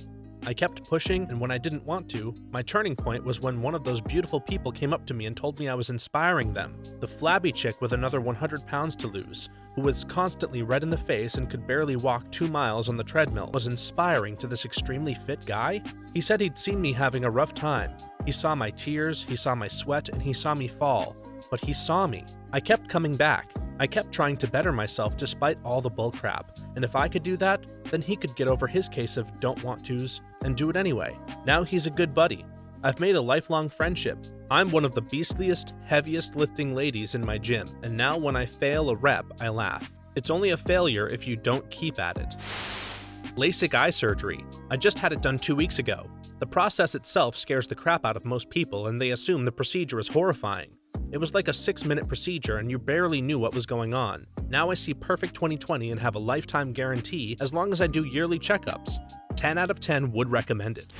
IKEA is not as hard to put together. There are numbers for each pieces and visual directions on what to do. Agree 100%, I don't understand why IKEA being hard is a thing. I have an IKEA bed whose instructions specifically state that 2 people are needed to assemble it, and I've put it together myself 3 times. Building a PC. I guess everything is easy if you have a phone with a decent internet connection. The building part is a joke. The hard part is picking the right components that wouldn't bottleneck each other and give the best bang for the buck. If you don't want a bottleneck, just buy the most expensive part there is. That will obviously work. Talking to people. I have social anxiety. The other day, I went over to a friend's house for the first time in 3 years. My heart was racing. I threw up multiple times beforehand, but I was fine. It all went well. I had fun. Good for you. Being single. Just got out of a long-term relationship. Turning 30 this year. Thought I was going to spend the rest of my life with this girl and was devastated by the loss. I still miss her every day, and it still hurts to think about it, but I've learned to be more optimistic. I have a new job that I actually enjoy, I'm exercising more often, I'm moving into my own place, I'm starting to realize that it's not healthy to define yourself through a relationship, something I didn't realize I was doing until everything was stripped away. You have to live for yourself and love yourself before you can do that for another person. I'm in the exact same boat, man, especially realizing you were defining yourself through a relationship. Cleaning. It doesn't sound very appealing, but the end result is worth it. It's rewarding and useful, and a clean house is so much nicer. My folks used to use cleaning as a punishment. When I grew up and moved out, and I knew I had to clean, but I always felt that weight on my chest like I was in trouble or did something bad, and I would be very angry while cleaning. It took ages for that feeling to go away. You do not get explosive diarrhea when you eat Taco Bell, or Indian food for that matter. Matar paneer is heaven on the tongue. Turning 40. I'm actually really digging my 40s, almost halfway through. I'm closer to having my crap together than I have ever been. I know who my friends are, how I fit into my own skin, and what I want and what I don't, in a broad sense. Middle age isn't so bad. Just turned 44. My life is nothing like what I pictured when I was 20, but I wouldn't trade it for almost anything. No, I don't own a house or have kids, and I don't make much money, but I live in a cool city with a guy I love, my jobs are interesting, and my mental health issues, which I spent a lot of my 20s and 30s battling, are pretty well sorted out. Plus, people always seem amazed when they find out how old I am, so that helps. Root canal. I'd heard how painful it was for my parents and grandparents who had them when I was growing up. Ended up needing one about 5 years ago. The technology of both the procedure and the painkillers and anesthetic has improved to the point that the only pain I felt was the first couple of Novocaine injections. Went in nervous as heck, but it was not so big of a deal. I think this has a lot to do with how much you wait to go to the dentist. I broke a tooth. I don't remember how to say big behind tooth, haha, and waited like 9 months because I didn't know it was a big deal. So when I finally went, it was infected. Anesthesia didn't work, so it hurt so much. I told the dentist to stop. The pain was a new level of pain. Never had I ever felt a pain so bad. I had to take antibiotics for 1 week before I could get the treatment done, and it didn't hurt. But I spoke with some older cousins and they told me they got the treatment done without the antibiotics, so they had to go through all the pain. I think you're looking for molar, but I'm gonna use big behind tooth from now on. Having a vasectomy. Both procedure and recovery were nowhere near as bad as I had heard. The worst part was getting headbutted in the nuts by my 2-year-old the next day. They were just reminding you why the pain was worth it. Too little too late. Asking a guy out. Even when the answer is no, it's better than just letting a crush stew. Maybe I should try asking guys out instead of asking girls all the time. Download Grindr as a test run to see how popular you'll be. Filing taxes. They aren't that difficult. Just follow the rules. They really aren't difficult, especially with so many online programs helping you out these days. But unfortunately, that's only the first layer. If you want to take advantage of taxes, it's a whole other ballgame. Agreed. Tax filing isn't bad. Tax strategy is very complex. My girlfriend breaking up with me. I thought I'd be depressed for days, but I'm just going on with my life. I've had that moment. A girlfriend of about 3 years dumped me while we were living together and packed up all of her things with the help of her best friend. I thought I was supposed to be sad, but couldn't muster a single tear for the girl because she had caused me so many problems. It ended up being one of the better moments in my life because I realized I could do a lot better and have been working on myself ever since between dates. Are you me? Same thing happened. Been moving on ever since. So much happier without her weighing me down. Talking to your crush. They could actually enjoy your company if you do it the right way. It's not even that I can't talk to pretty girls, I do it all the time, but the second I get a crush on someone, I cannot say anything and crumble around them. I just avoid crushes. Dude, that's because you are treating crushes like a different kind of being from normal girls, which they really aren't. You don't understand them, and they are unknown to you. Or that is how your brain is categorizing them. It's all about exploration and research. Think of it like the first time you stumble upon a snake. just poke it with a stick. In this case, that could be maintaining eye contact and smiling when passing said crush in a hallway, and if you feel confident or need to get her attention, say hello, for example. From there, you keep testing the waters and building up confidence. Just keep breathing and you'll be fine. Don't avoid them or you'll never master interacting with them. It's all about baby steps. Motherhood seemed like a prison sentence of constant exhaustion and chores with absolutely no time for me. I'm having a blast with this little human I grew. Marriage has never been better. My husband and I got this crap down. I feel like I unlocked a hidden bonus stage in life. Sushi. I actually quite like it. If I were rich, sushi would be a main staple in my regular diet. If I were screw you rich, I'd have a Japanese sushi and ramen chef on hand and eat like an imperial queen empress for the rest of my days. Colonoscopy. People made jokes about it and it sounds crazy and uncomfortable to have a tube with a camera going up several feet up your ass, but the reality is that you get great IV drugs that knock you out and you wake up half an hour later or so and never experienced any of the actual procedure. The only part about the procedure that is unpleasant is not being allowed to eat the day before and having to take medicine. Drink the day before that makes you crap your brains out until you're literally pooping out water. Which is a bizarre experience, and the whole thing could save your life when they find cancer growing silently in your intestines. Several times I've seen someone online say, "I'd rather get a colonoscopy than blah blah blah." There was nothing to it. When they asked me to count down from 10 to 0, I said 10, 9, 8, 7, boom, I was out. Woke up feeling really, really good.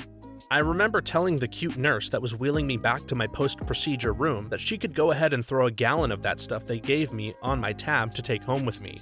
She was cracking up. I even had 2 polyps cut out during the procedure and felt no discomfort afterwards. The thing that was worse than I thought it would be, getting stung by a stingray. Holy crap, that's the most intense pain I've ever felt. Shuffle your feet through the sand when they're known to be close to shore to scare them away, people. You do not want to get hit by one. If you do get stung, submerge the wound in the hottest water that you can tolerate without damaging your skin. It neutralizes the venom and provides much-needed relief almost instantly. Cooking and baking. If you can follow simple directions, you can cook. I started out with a book called something like 4 Ingredient Recipes. It's incredibly satisfying to move into more complex recipes and then eventually things click, and you can make your own recipes by going into a store and just wandering the aisles looking for ideas because you understand how flavors work together. Giving up soda. I needed to lose weight and this was the easiest way to do it. I cut out everything but water and milk for 2 weeks. I had horrible headaches for a few days, but after that, it was a breeze. Occasionally, I want it, but it's been almost 2 years now, so it's not hard to say no. Plus, I save money when I go out to eat. When I was a teenager, I drank nothing but soda. Honestly, the switch over to water wasn't hard. I would guess I have been drinking water for almost 10 years now. Honestly, at this point, anything but water sounds disgusting. Either it has sugar and leaves your mouth feeling disgusting until you brush, or it has artificial sweetener in it and it is dry tasting and gross. My advice for anyone who is trying to switch over to the water is if the water tastes bad or bitter, then just try a different brand. They taste different. Some have a very slight sweetness, some a slight saltiness, and some bitter. Just keep trying different ones until you find one that doesn't taste bad for you. Don't try out different brands, just drink it from the tap. Or if tap water doesn't taste great, get a filter. Bottled water is hundreds to thousands of times more expensive than tap depending on where you're from. Working with others. In school, when you do group projects, you always got half the group who seemed determined to fail. While adulthood certainly doesn't get rid of weak links, people are overall easier to work with because 1. You get to choose where you work, and 2. Everyone has bills to pay. Currently back at uni after quite a while working in semi-professional roles as wanting the qualifications that I needed to go into higher roles. Constantly have professors talking about how group projects prepare us for the real world. You'll have to work with people out there. But it's nothing alike. If I am in the workforce and I do nothing to contribute to a group project, I'm going to lose my job, or at least get seriously reprimanded by my boss. Not just a good grade on the back of my coworkers. Don't just sit there and be angry if someone is slacking off, but talk to your TA or teacher. I had a project a while ago where one guy was doing nothing. We told the teacher and he gave the guy a failing grade. The Lego movie. I mean it. It was gonna be a movie about Lego. Who expected it to be good? But damn was I wrong. Never doubting Lego again. Have you seen Lego Batman? That's another level of amazing. No, I've been meaning to, but haven't got around to yet. It does indeed look amazing though. Renting. My parents told horror stories of renting all through high school and part of my college. Lived on campus as an RA, never rented. Once I began renting, it was nowhere near the horror they described. Almost all of my landlords have been sensible and wonderful people that just so happen to rent to college students. I think the real horror of renting comes from sharing a lease with friends or other classmates. Being responsible for people can be really stressful. For the landlord, it doesn't matter which one of you has paid rent or not, as long as the rent gets paid in full by the end of each month. Being a dad. Yes, the late night feedings and messy diapers suck. Other than that, my daughter is great to be around and always brings me cheer.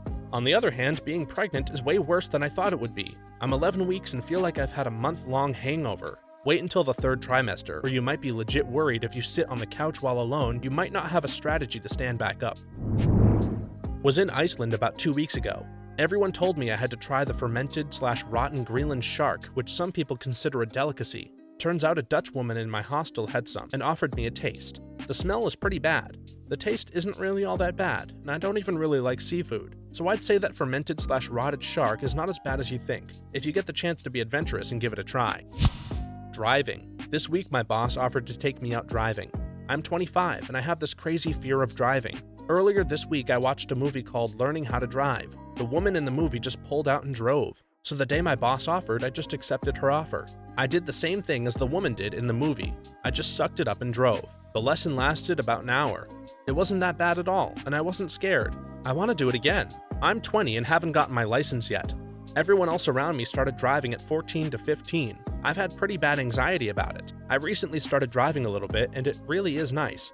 You really do just reach a point where you gotta suck it up and drive. I tell myself not to panic about anything so I won't mess up. I feel better knowing I ain't the only one out there that has a fear of driving. Definitely giving birth. Had vaguely uncomfortable contractions right up to 9.5 centimeters. 20 minutes of pain after they broke my water.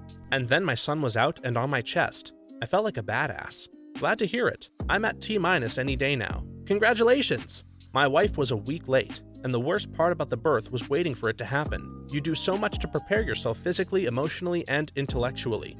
And then the due date passes without any fanfare, and you're left feeling kind of listless until the moment actually arrives. At least that was our experience. The birth itself was no picnic, but we had lots of support, knew what was supposed to happen, and in the end, you are left with the best reward ever. Plus, she doesn't really even remember much about the act of labor anyway, even with no drugs/epidural. Making exercise a habit. I've been living in India for about 4 months, and when I got here, I took up yoga 5 days a week, 2 hours a day. I get a fair amount of respect from my friends for getting up and going, but I literally have nothing else to do and nowhere else to go, except a few errands once a week, like taking my laundry to the laundry lady, refilling my phone plan, or buying bug spray. It gives me a structure to my days/weeks, which I'm happy about. Why and how did you move to India to do literally nothing? I wasn't aware that was even an option available in life. I saved money and leased my apartment to someone and took off. Officially, I'm a tourist, but I've been living in a bamboo and banana leaf hut on the beach, and I keep my expenses low in a country that's already cheap. My primary goal was to get healthier, body and mind, and lose weight, and I've done that. Having a 9-to-5 work life. It's great because how do I know when my friends are free?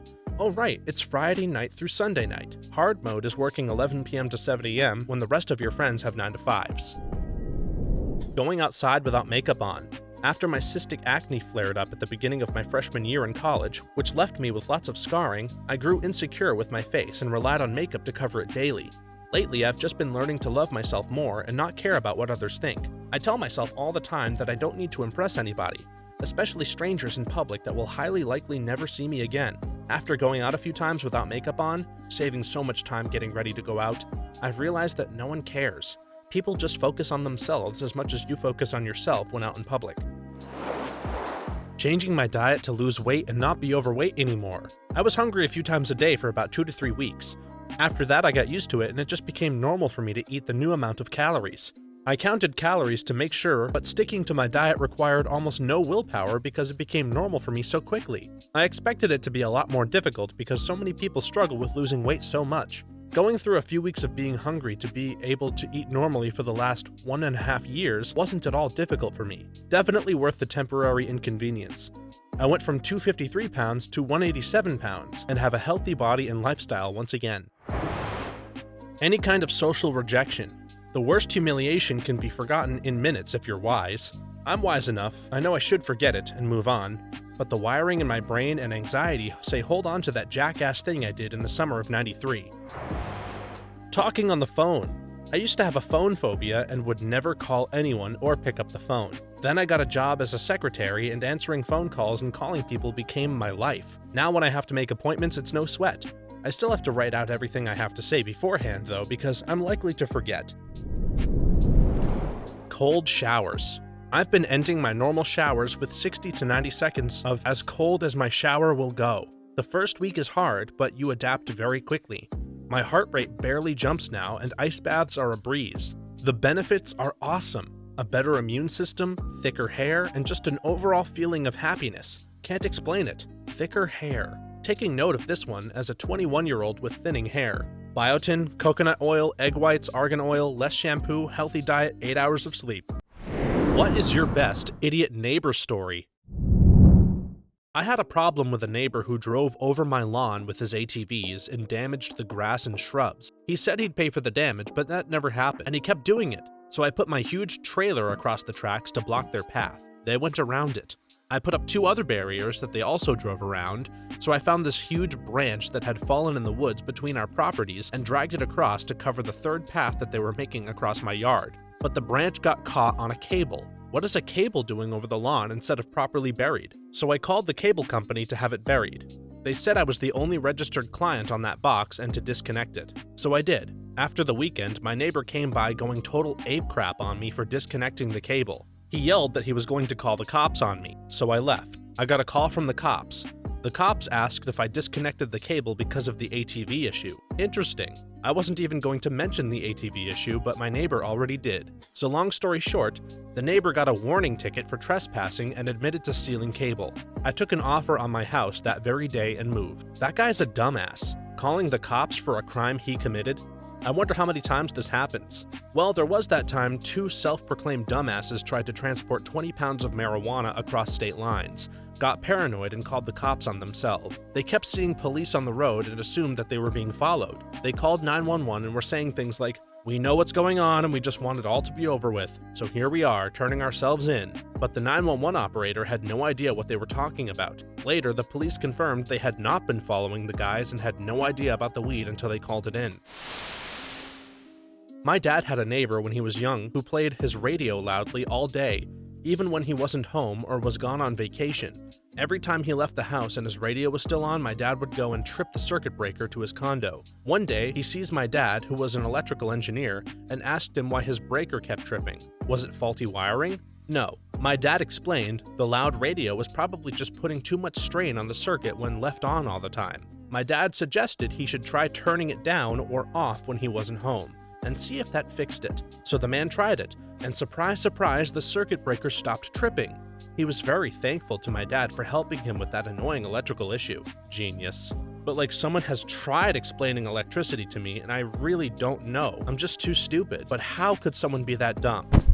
Neighbor dug a hole on our side of the yard because she needed dirt. Both of us live on an acre of land. Guess you'll have to find some dirt to fill that hole in with. Wonder where you could get some of that. The best part about this was I found it mowing the lawn and I thought I fractured my ankle and my parents were mad at me for digging a hole. My constantly wasted neighbor came up with the brilliant idea that he could collect the leaves in the stone parking lot with his snowblower. He duct taped a plastic garbage bag over the discharge chute, and off he goes. It actually inflated the bag for a few minutes until the stones started flying. He broke 3 windows on his garage door and splattered a bunch of cars in the lot. Crap my britches laughing. I could write a book on all the stupid crap I saw him do. Is your neighbor Tim Allen? If so, does he ever get to see your whole face? If it was Tim Allen, the story would have started with him putting a turbo or NO2 on the snowblower. Neighbor has a teenage son, 2 years my junior, who's an idiot. Got a used car for his birthday and decided to paint it neon green, okay? One night he comes home wasted and proceeds to crash into my dad's car parked outside, decides to hide it poorly, and the next morning claims it wasn't him. We probably would have believed him had the damage on my dad's car not had neon green paint swapped to it, moron.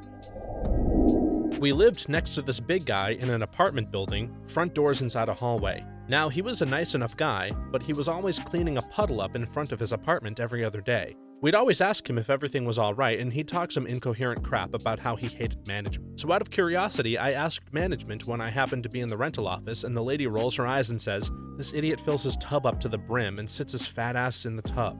The water, of course, floods his entire apartment and comes out into the hallway, and this idiot has the balls to blame us somehow. I pretty much said, "Geez, sounds rough," and scurried on back to my place.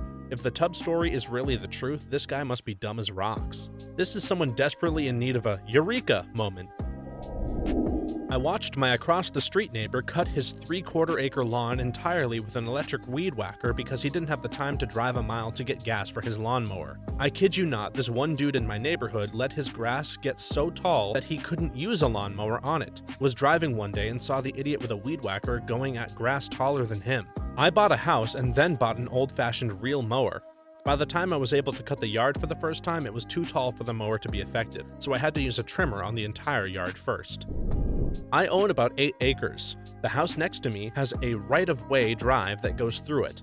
A couple bought the house about 10 years ago. One day they were down near the mailboxes planting some plants. I went down and very nicely told them that what they had done was fine, but in the future, before they do anything on my property, they need to ask me first. He argued with me that they had rights to all of the property on each side of the right-of-way. I explained to him that this just wasn't true.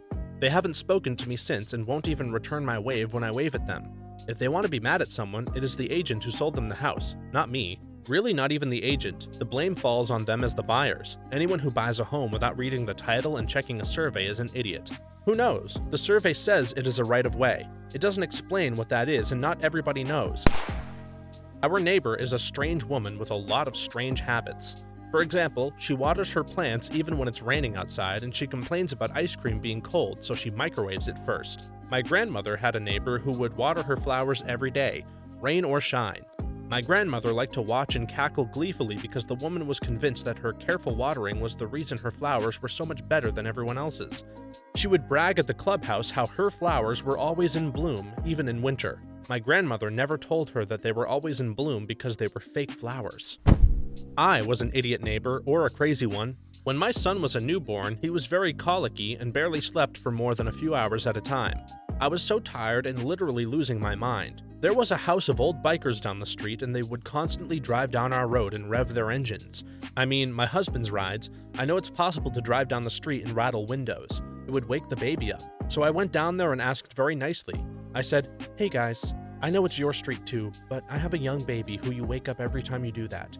Can you guys just not rev your engines on the street?" They seemed super cool about it, and I was so thankful, but it made it worse, not better.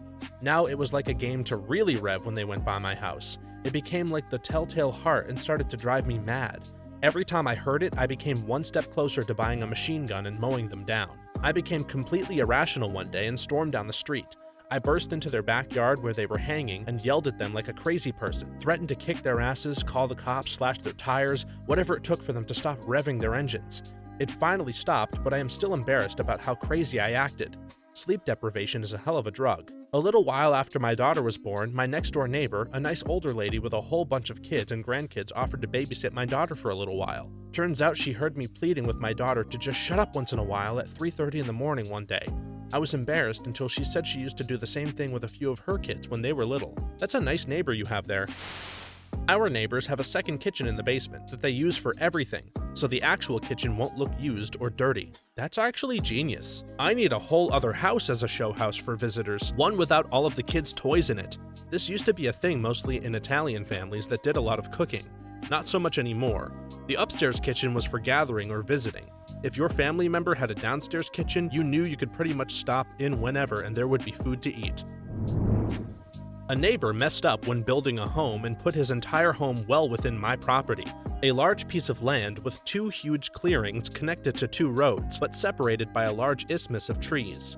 I didn't notice because I had taken an 8-month vacation right after he started building. Huge property. I didn't go around and inspect it often, so I got a real estate lawyer and surveyors to confirm it was my property. I was going to sell him that clearing for a good price until I went to talk to him, and he was the biggest asshole I had ever met. He essentially told me that he is going to sue me for leading him on, despite the fact that I did not know him, nor have I met him before that day. His wife flipped me and my girlfriend off as we were pulling out of their driveway. 4 months later, I file a lawsuit saying that he must destroy the property or turn it over to me immediately. It would have cost him more to demolish it and return the site to its original condition, so he signed the house over to me. He was still out for construction costs.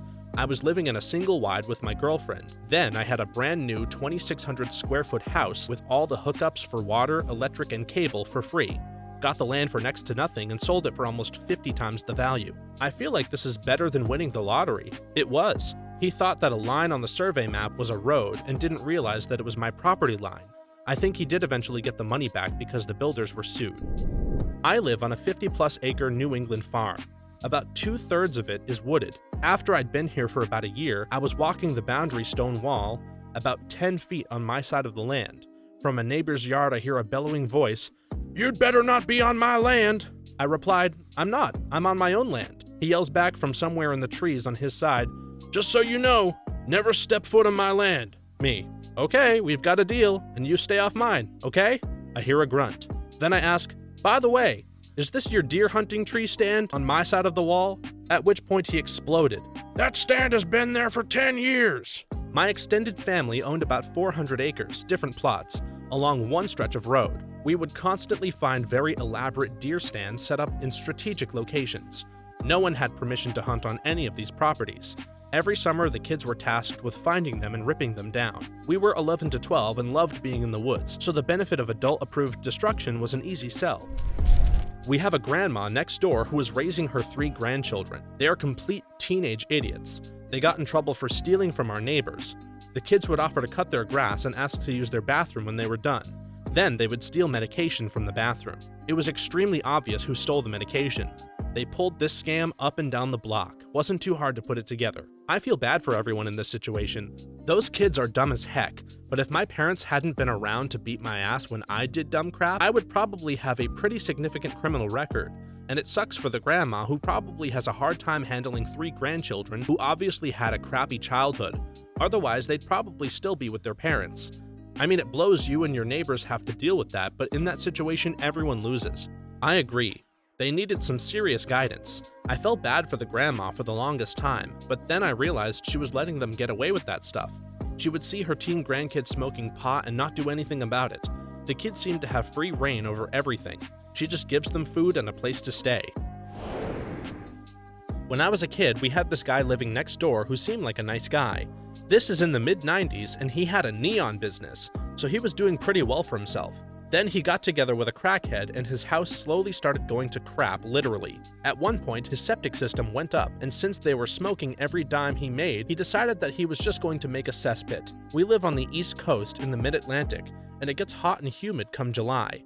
Thanks to this guy, our entire neighborhood smelled like a spada-pot at the Midsummer Festival for about 3 months. Fast forward to January, nice and snowy, we come home to our house being broken into. The computer is gone, the TV is gone, and a bunch of movies and meds are gone. Cops show up and they start dusting and looking around. They go outside and lo and behold, there are tracks going from our side door back to the neighbor's house. Of course, they deny everything and are at least smart enough not to keep the stuff around after we got home. They were not smart enough to use different names. They pawned everything though. Needless to say, we had new neighbors within a few months of this incident. This reminds me of some crap neighbors I had when I lived in Washington. They would steal my firewood during winter. I had a lot, so I didn't mind too much. When I saw them outside, I just asked them not to go back and take it. Just give me a ring and I'd be happy to bring some over. Cue them going off on me, calling them thieves. I'm an asshole, etc. Next snowfall, there was firewood missing, tracks from their back door to my woodpile and back to their house. Got the cops to deal with it and a trespass warning. They stopped talking to me after that. When I lived with my parents, we had a knock at the door one day from our neighbors across the road. They told us a story that resulted in their car getting stolen the night before. Apparently, the wife had seen a strange-looking man wandering around the street late at night. He had apparently been looking into car windows, which were parked on driveways, including our cars. The next morning, their BMW was gone, including the keys, which were hanging by the front door of their house. They assumed the strange man looking in car windows had somehow fished the keys from the house via the letterbox. The whole thing sounded very strange. To not call the police when a man is literally peering through car windows on people's driveways was strange enough. Months later, the neighbors got a divorce and sold their house. Turns out they'd made the whole thing up and had dumped the car for the insurance, as they had fallen on hard times. Apparently their crappy story hadn't held up well and they were found out. Who broadcasts a story like that? Why make yourself look stupid for not calling the police when seeing a strange man eyeing up your cars? Then tell all the neighbors about the man? They probably were hoping a neighbor would collaborate the story with the insurance company. Even though it was made up, they had hoped to put the thought into people's heads, and one would think, yeah, that guy I saw the other day did look shady and seemed interested in people's cars. Neighbor, after someone had attempted to steal his bike and was advised by me to get a better lock, proceeded to save his time by not locking his bike up at all, but was balancing the lock so that it looked like his bike was locked up unless you actually looked at it for a few seconds. I warned him that someone had already tried to steal his bike and that it wasn't really clever leaving it unlocked like that. He says, "I promise you I'll lock it up." Why he is promising me anything, I have no idea. I was just being neighborly. He then leaves his bike unlocked like that for about a week until someone stole it. I guess it did save the thief time. That's how my grandma leaves her motorcycle shed locked, but it's a secluded lake house in the middle of nowhere, so she never worries about crime. That said, along with the motorcycle, she also keeps a kayak and a jet ski in there. There used to be 2 kayaks, but we left one outside on the side of the shed once, and it disappeared. So the thieves were opportunistic enough to grab the obvious kayak, but not investigative enough to figure out that another kayak and a whole load of other stuff were available just a couple of steps away. I have crazy neighbors. They are actually very nice as neighbors go, but the family is totally dysfunctional. They have 2 grown-up daughters living there, along with their teenage daughters and their boyfriends. One has a kid. There are roughly 10 people living there, ranging from 5 to 70. They keep the yard mowed and keep to themselves mostly, but they are bat-crap insane. I like them actually for 2 reasons. First, they are notorious and crazy around our town, so everyone leaves them alone, so little crime around us. Second, they are entertainment. One morning, my aunt was visiting. We are on the front porch and I'm telling her about all the neighbors. I was telling her a story about how one of the younger granddaughters got in a fight with her boyfriend at 2 a.m. on a Tuesday night. They were screaming at each other walking up and down the street, explaining that something like that happens once a week. Like clockwork, one of the daughters comes out screaming back at someone and gets in her car. Her daughter comes out and tries to stop her from backing out. She grabs a shovel from the back of the truck and starts hitting the front windshield of the car, scattering it. They call the cops. Meanwhile, the granddaughter with the shovel calls her bio dad, who lives down the street. He picks his daughter up. 2 minutes later, the cop shows up, but she is gone. I have hundreds like this. Your front lawn is like an episode of Dr. Phil or Maury Povich. I almost envy you. I think it's made it all the way to Jerry Springer territory. Our neighbor homeschooled his kids and would always brag about how his children were geniuses with perfect scores on all the standardized tests. Sure, they got 1600 out of 1600 on the SAT, but he would never let them play with us unwashed masses. 20 years later, his kids are still living at home and all of them lack the social skills to make connections and get a job. Book smarts will only get you so far. That's sad if someone focuses on achievement this much. It's not sad to focus on achievement that much. It's sad to focus on achievement that much and then fail to achieve anything. Their strategy was bad. My parents' house is on top of a hill, and our backyard had an awesome downhill for sledding. The hill had like 2 or 3 big trees on it, but otherwise it was clear. We moved in when I was 2 to 3. At the bottom of the hill was this flat space with a bunch of dead trees and rocks. Every day for about 10 years, my dad moved the dead trees into the nearby woods and tossed every rock he could find over there.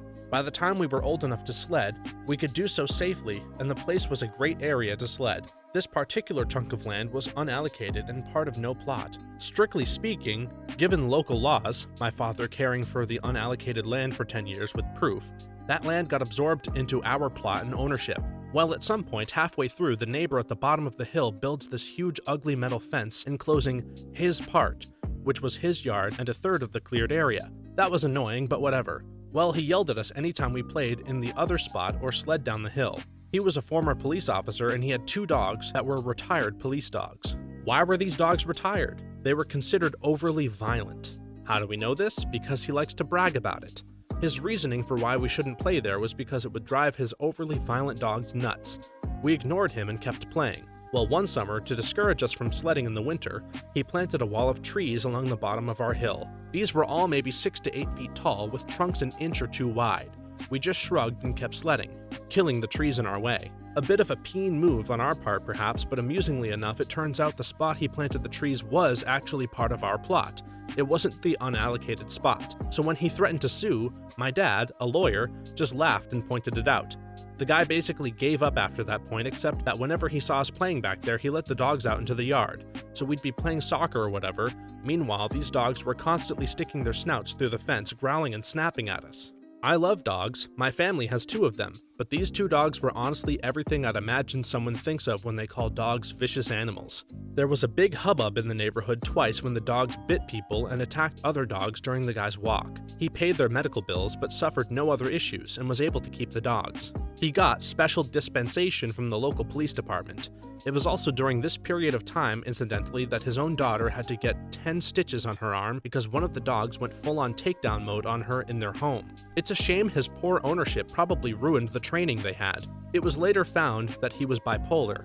Once he got on meds for that, he became an actually very likable guy that started making, frankly, sane decisions.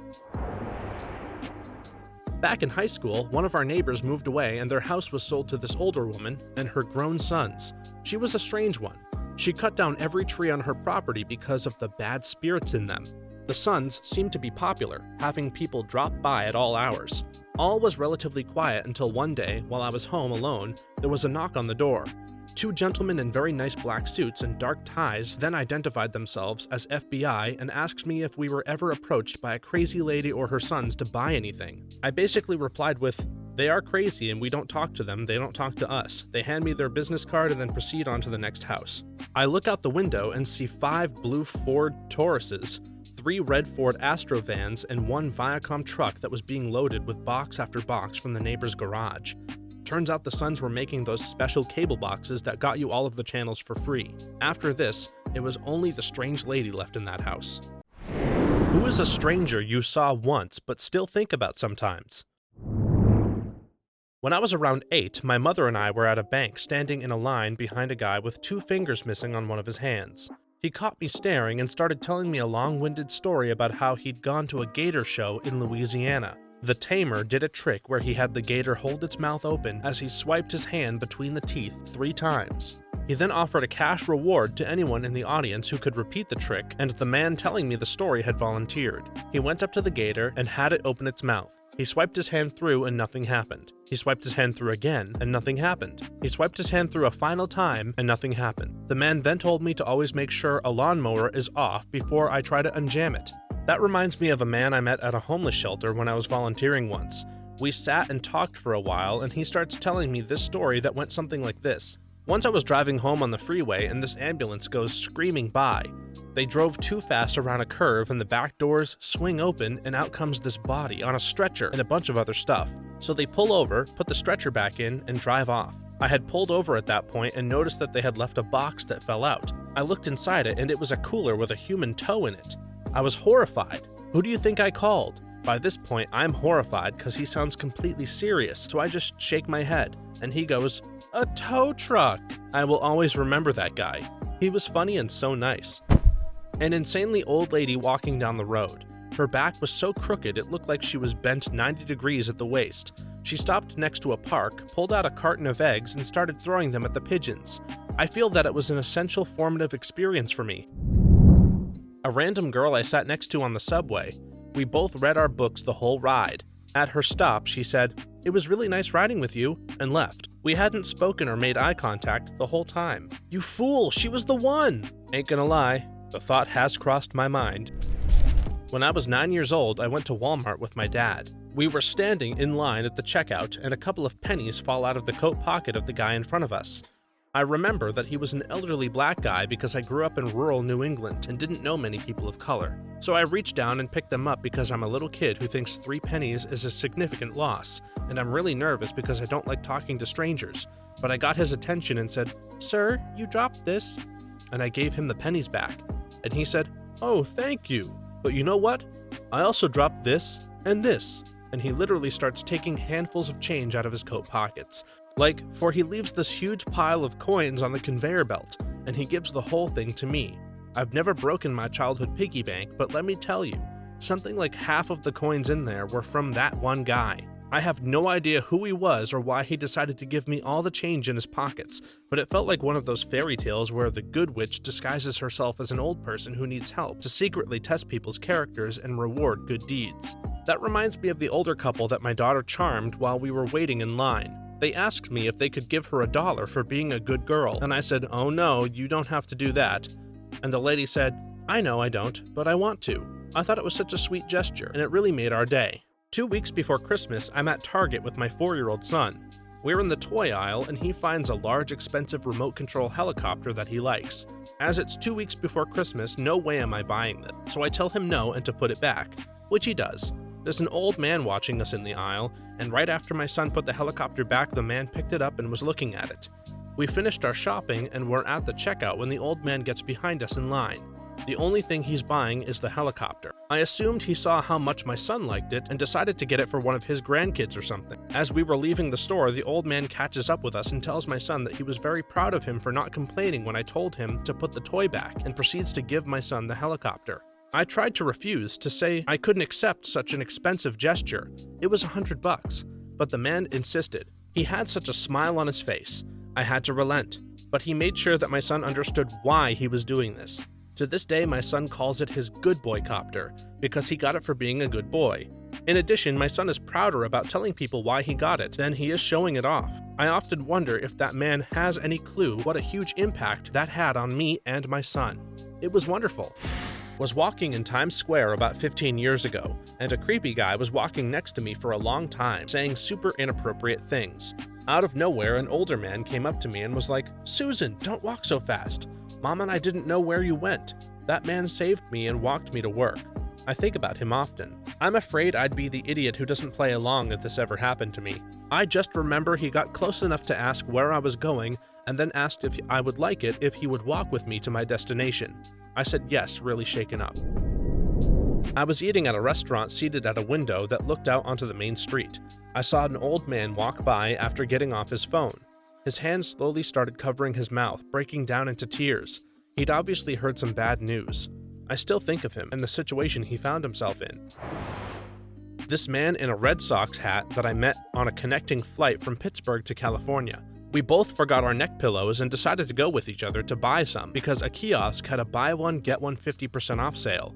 He ended up paying for mine too. I think about him every time I board a flight with that neck pillow. A woman and I waiting in line at a Walgreens bathroom during the Boulder, a big-ass race in my town, had made a pact to split the cost of a box of tampons. She was like my bestie for those 5 minutes, and that was that. I don't think about her every time I use a tampon though, to be honest. That'd be weird. The older gentleman knocked on my door one day and asked if he could possibly come inside and revisit the home in which he had lived for over 55 years ago. It was a pleasure to show him around and to hear his recollection of things that had happened within those walls many years ago, some of which were eye-openers. I never saw him again because he was visiting from the other coast where he now lives. Still, he told me tales of the house and neighborhood I won't forget. You now have to do the same if you move out someday and tell the tales of 2 generations. Soon it will become the house's curse. I was probably about 8 and in this daycare section of some church when I hit my knee on something and said, "Ow," because it hurt. And this guy with a mop just stops in the middle of the hallway and stares me dead in the eyes and says in this sadistic Donald Duck voice, "Oh, did you get a boo-boo?" and walks away. It was probably one of the most unsettling things I've experienced. That actually sounds terrifying to me, especially for an 8-year-old. I work at a library, and a few months ago we were closing up and the supervisor found a man who had no legs in a wheelchair that had fallen asleep in the stacks. She politely woke him up and told him that we were closing in a few minutes and asked if we could call someone for him. He said he didn't have anyone and he basically refused to leave. This was in the middle of winter in Iowa, so the supervisor feels terrible about throwing him out and calls our director and the police to help him find a place to stay. The director shows up and tells the man that we have closed and that the police are on their way, at which point he decides that now he would like to leave. He leaves and wheels himself across the parking lot and out of sight, and of course, then the police show up. Apparently, this guy is basically a missing person and his family has been looking for him for months. The cop circles the neighborhood looking for him, but he was gone and never came back to the library. I just hope that he's okay. I wonder if there was snow and they could have followed the wheelchair tracks. Had a long conversation one afternoon in Washington Square Park with an old man who saw me looking at pigeons and started talking to me about bird behavior. We wound up talking for like 3 to 4 hours, and he was pretty wise and kind of eccentric, never mentioning any family or anything. I never saw him again. I assume if you live in New York City, you never see the same people twice. You would think so, but somehow this is actually not so all the time. It's a phenomenon my friends and I have all noticed and call secondary characters. Somehow, in a city of millions, you do somehow just get a few people in your life who just pop up multiple times in unrelated places consistently. But for the most part, you're right. It'd be plenty easy to never bump into someone who lives only a block away. I was with a friend doing a tour around Norway. We were in a park and this guy, curly hair, around 40 years old, smiled at us. The happiest, nicest, beautifulest smile of all. He walked away, and we turned to look at him. He was looking at us too, and waved at us. I like to imagine he is still smiling at people in this park and being happy. He was definitely trying to act normal while tripping balls. Most definitely tripping balls. I was the happy smiler when tripping balls on mushrooms once. I made an old couple stop and tell me how cute I was. Freaked me right out. So I was waiting in a line of traffic with my father for an air show. I was so excited that I had been smiling at and waving to random strangers for most of the drive. In the middle of a halted intersection, I saw a bearded man walking down the side of the road. I smiled and waved at him. He smiled and waved back. I'll never forget that delightful man. I had kind of the same happen to me. I'll never forget his smile. I once saw an older woman eating an entire bowl of guacamole as her entree at a Mexican restaurant. It was, to be honest, very jealousy-inducing. It was probably me. I was sitting at a bus stop crying my eyes out because my fiancé asked for the ring back, and this girl from the local high school sat down next to me to see if I was okay. She was really nice, and she gave me a big hug, and she just sat with me for ages with her arms around me while I cried on her shoulder and basically blubbered my problems at her. When I'd calmed down, she told me everything was going to be okay, and that it didn't matter if I was single or got back together with my fiancé, because she had faith that I was strong enough to handle anything life threw at me. And she was right. Every time my life feels hard, I remember her and things don't feel so bad. I was in a small town best known for a dinosaur museum, eating at a restaurant with a friend. This lady, who looked to be in her 80s, came over and asked if it was our first time here. My friend shook his head no. I said yes, and then she stared at me and reached into the pocket of her jacket. She slapped a postcard on the table, welcomed me to the town, and left. I think I still have that postcard in a drawer somewhere. Drumheller, Alberta, Canada? Was just about to ask the same. I attended a Tool concert while I was in the midst of going through a divorce. I was in a line to buy a drink and a beautiful girl in a parallel drink line kept staring at me. When I caught her gaze, she smiled at me. This happened a couple of times. I was too awkward to go over and talk to her, but it made me feel good about myself at a time when I needed it. There were these two guys in front of me in line for the top thrill dragster at Cedar Point, and I was pretty much freaking out because I was so scared. They launched the coaster one time, and it didn't clear the hill and came back down. A normal thing that sometimes happens, but that scared me. We had already been in line for like 2 hours, so I couldn't back out now. The two guys in front of me started cracking jokes and just talking to me about random stuff to get my mind off of how scared I was. Then they sat behind me and my friend on the ride and screamed like little girls. They were so awesome. I hope they're still out there cheering people up. Yeah, but seriously though, screw that ride. I'm never going on it. Not ever. That ride is probably the most intense and fun ride I've ever ridden. If you like roller coasters, you have to give it a try, especially if you are willing to wait for a front row seat. It was October 1994. I was following the Grateful Dead and tagged along with a bus of hippies at Madison Square Garden who were heading back home to St. Johnsbury, Vermont. When I got there, I stayed for a few days and discovered I was somewhat stranded and without cash. I did have a sheet of bunk acid and had to sell it for $60 to get a bus ticket. I still feel bad about that. Anyway, I went to the Greyhound station and said to the guy behind the counter, "Get me as close to Florida as you can." He said that much would get me to North Carolina, where I was going to hitchhike back to my southern Florida home. I told him this and he made a few keystrokes and said, "This will get you to Jacksonville now," which is obviously about 400 miles closer. I was pretty happy about it and thanked the guy profusely, and when I reached to shake his hand, he grabbed my hand with both hands and kind of gently pulled me in and gave me this warm look and said, "Always remember that this was a Muslim that did this for you." At the time, of course, being a Muslim was not really a big deal, and I didn't really think much of it and kind of carried on my way. Fast forward to 9/11. As soon as it was announced that the hijackers were Muslim extremists, I remembered that man vividly. And for the past 16 years, I have been reminded of him extremely often. That one kind act and that one sentence have always reminded me that these are just people and are capable of kindness and destruction in the same capacity as everyone else. I have quite a few tales from that time in my life concerning people I only met once and still remember to this day. but that is one that always comes to mind first. That's not the kind of story I expected, but one I'm glad I've heard. I wonder, how was the life of this guy? He must have felt already discriminated against to say that. I wonder how he's doing. It's kind of odd. I mean, the guy is in Vermont in 1994. There was no attention paid to Muslims more than any other group at the time. As I said, it wasn't a big deal, and he's not living in a racist hotbed or anything in Vermont. Why he said that has always puzzled me. I wonder about it a lot. When I was a kid, we didn't have a lot of money, so we often shopped at thrift stores. What I loved about that was that you could get 10 books for $1. So I would plant myself in front of the book section and make piles of which ones I wanted to get, and then decide after I'd gone through them all. One day, an older lady saw me sitting with my piles and asked if I liked to read. I told her I did, and I showered her with a few of the books that I'd found and liked. She smiled and then pulled $1 out of her purse and handed it to me and said, "Promise me that you'll keep reading." I was so happy and immediately stood up and said that I would. She smiled and walked away, and I went back to my piles, able to pick out an extra 10 books to take home. It was just a small act of kindness for her, but for me, having a random stranger encourage my love of reading and making me promise to never stop definitely had a lot to do with my continued love of reading. This was probably about 20 years or so ago, but I still think of her whenever I buy a new book. It sounds like such a small thing, but reading is an expensive habit for a kid with no money. I went to a church book sale, and the old ladies running it literally handed me a giant bag and told me to fill it for free. I ended up with some random books because I might have been crying a bit too much to read the titles. The same weekend, a guy at a garage sale gave me a huge box of Stephen King books after a slightly scary conversation about how I was too young to be a fan. To this day, I give boxes of books to any kid that seems interested. I want to be that person for someone. A kind stranger gave me $2 so I didn't have to lose money by overpaying with a $10 bill to go fishing.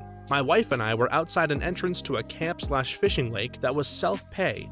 It was $3, but I only had a $1 bill and a $10 bill. A stranger happened to walk up and pay for himself and his friend, and I was telling my wife this and asking her if she had any. The stranger just said, "Here you go, man," and handed me $2.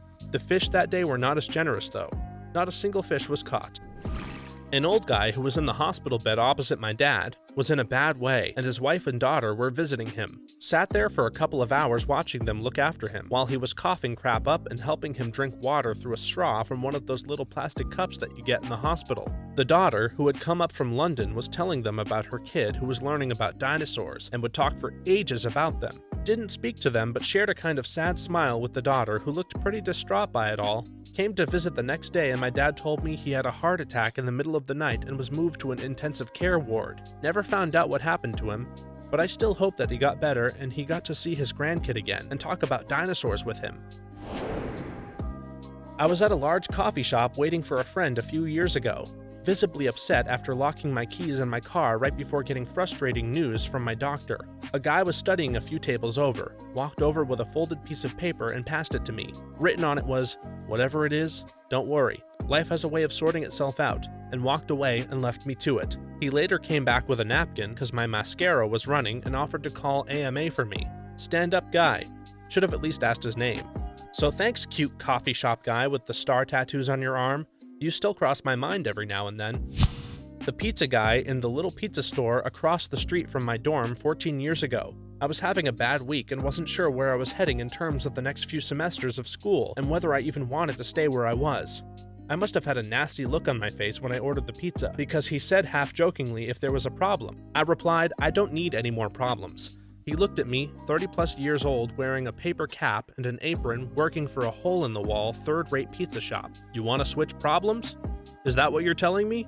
I simultaneously cheered up and got more depressed at the same time. I'm probably going to use this line at some point. Bonus: I look like I have significantly fewer problems than I actually have. I never even saw him. On a long late-night drive, me and this van spent a couple of 100 miles just following each other and occasionally swapping places. When he finally turned off the motorway a few junctions before my own exit, I thought about giving him a goodbye flash of the lights, but hesitated in case it was all in my mind. And then he gave me a flash of his hazard lights as he went. That's the best part of long drives, random driving buddies. The girl who flirted with me when I was picking up a personal pizza from a Target cafe. I wasn't wearing anything special. My hair was meh, and I spoke to her for all of 30 seconds, but she was smiling, blushing, and complimenting me at every turn. As a woman, it's hard for me to pick lesbians out of a crowd. especially the ones that aren't stereotypical butch or whatever you want to call it. I never expect to see one in the wild, as it were, but that day I'm pretty sure I did, and I immediately not regretted at least getting her phone number to be friends. I'm a dummy. Australian here. We have targets, which we pronounce target. But what's a personal pizza? All pizzas are personal pizzas. In the fall of 2001, I sat across from a girl on the bus. She was college-aged like me, beautiful and exactly my type, and was reading The Lord of the Rings, my favorite book, whose film adaptation was due in theaters later that fall. She was like a unicorn. I ran through a variety of self-defeating scenarios in my head and ended up never talking to her. I think about her every so often. Next time it happens, don't hesitate. Even if she's not interested, I think she would have liked to be called a unicorn. When I got my first positive pregnancy test, I went to the store to get a onesie to surprise my husband. There was a booth wrapping presents for donations, and the lady that wrapped the onesie for me was the first person I ever told that I was pregnant. She cried happy tears for me. I wish I knew who she was so that I could tell her how my husband reacted. Thanks for watching until the end. If you have a similar story to these that you want to share with us, please leave it in the comments below. If you enjoyed this video, please leave us a like and subscribe. For more videos like this one right now, please stop by our channel. Thanks again, and see you next time.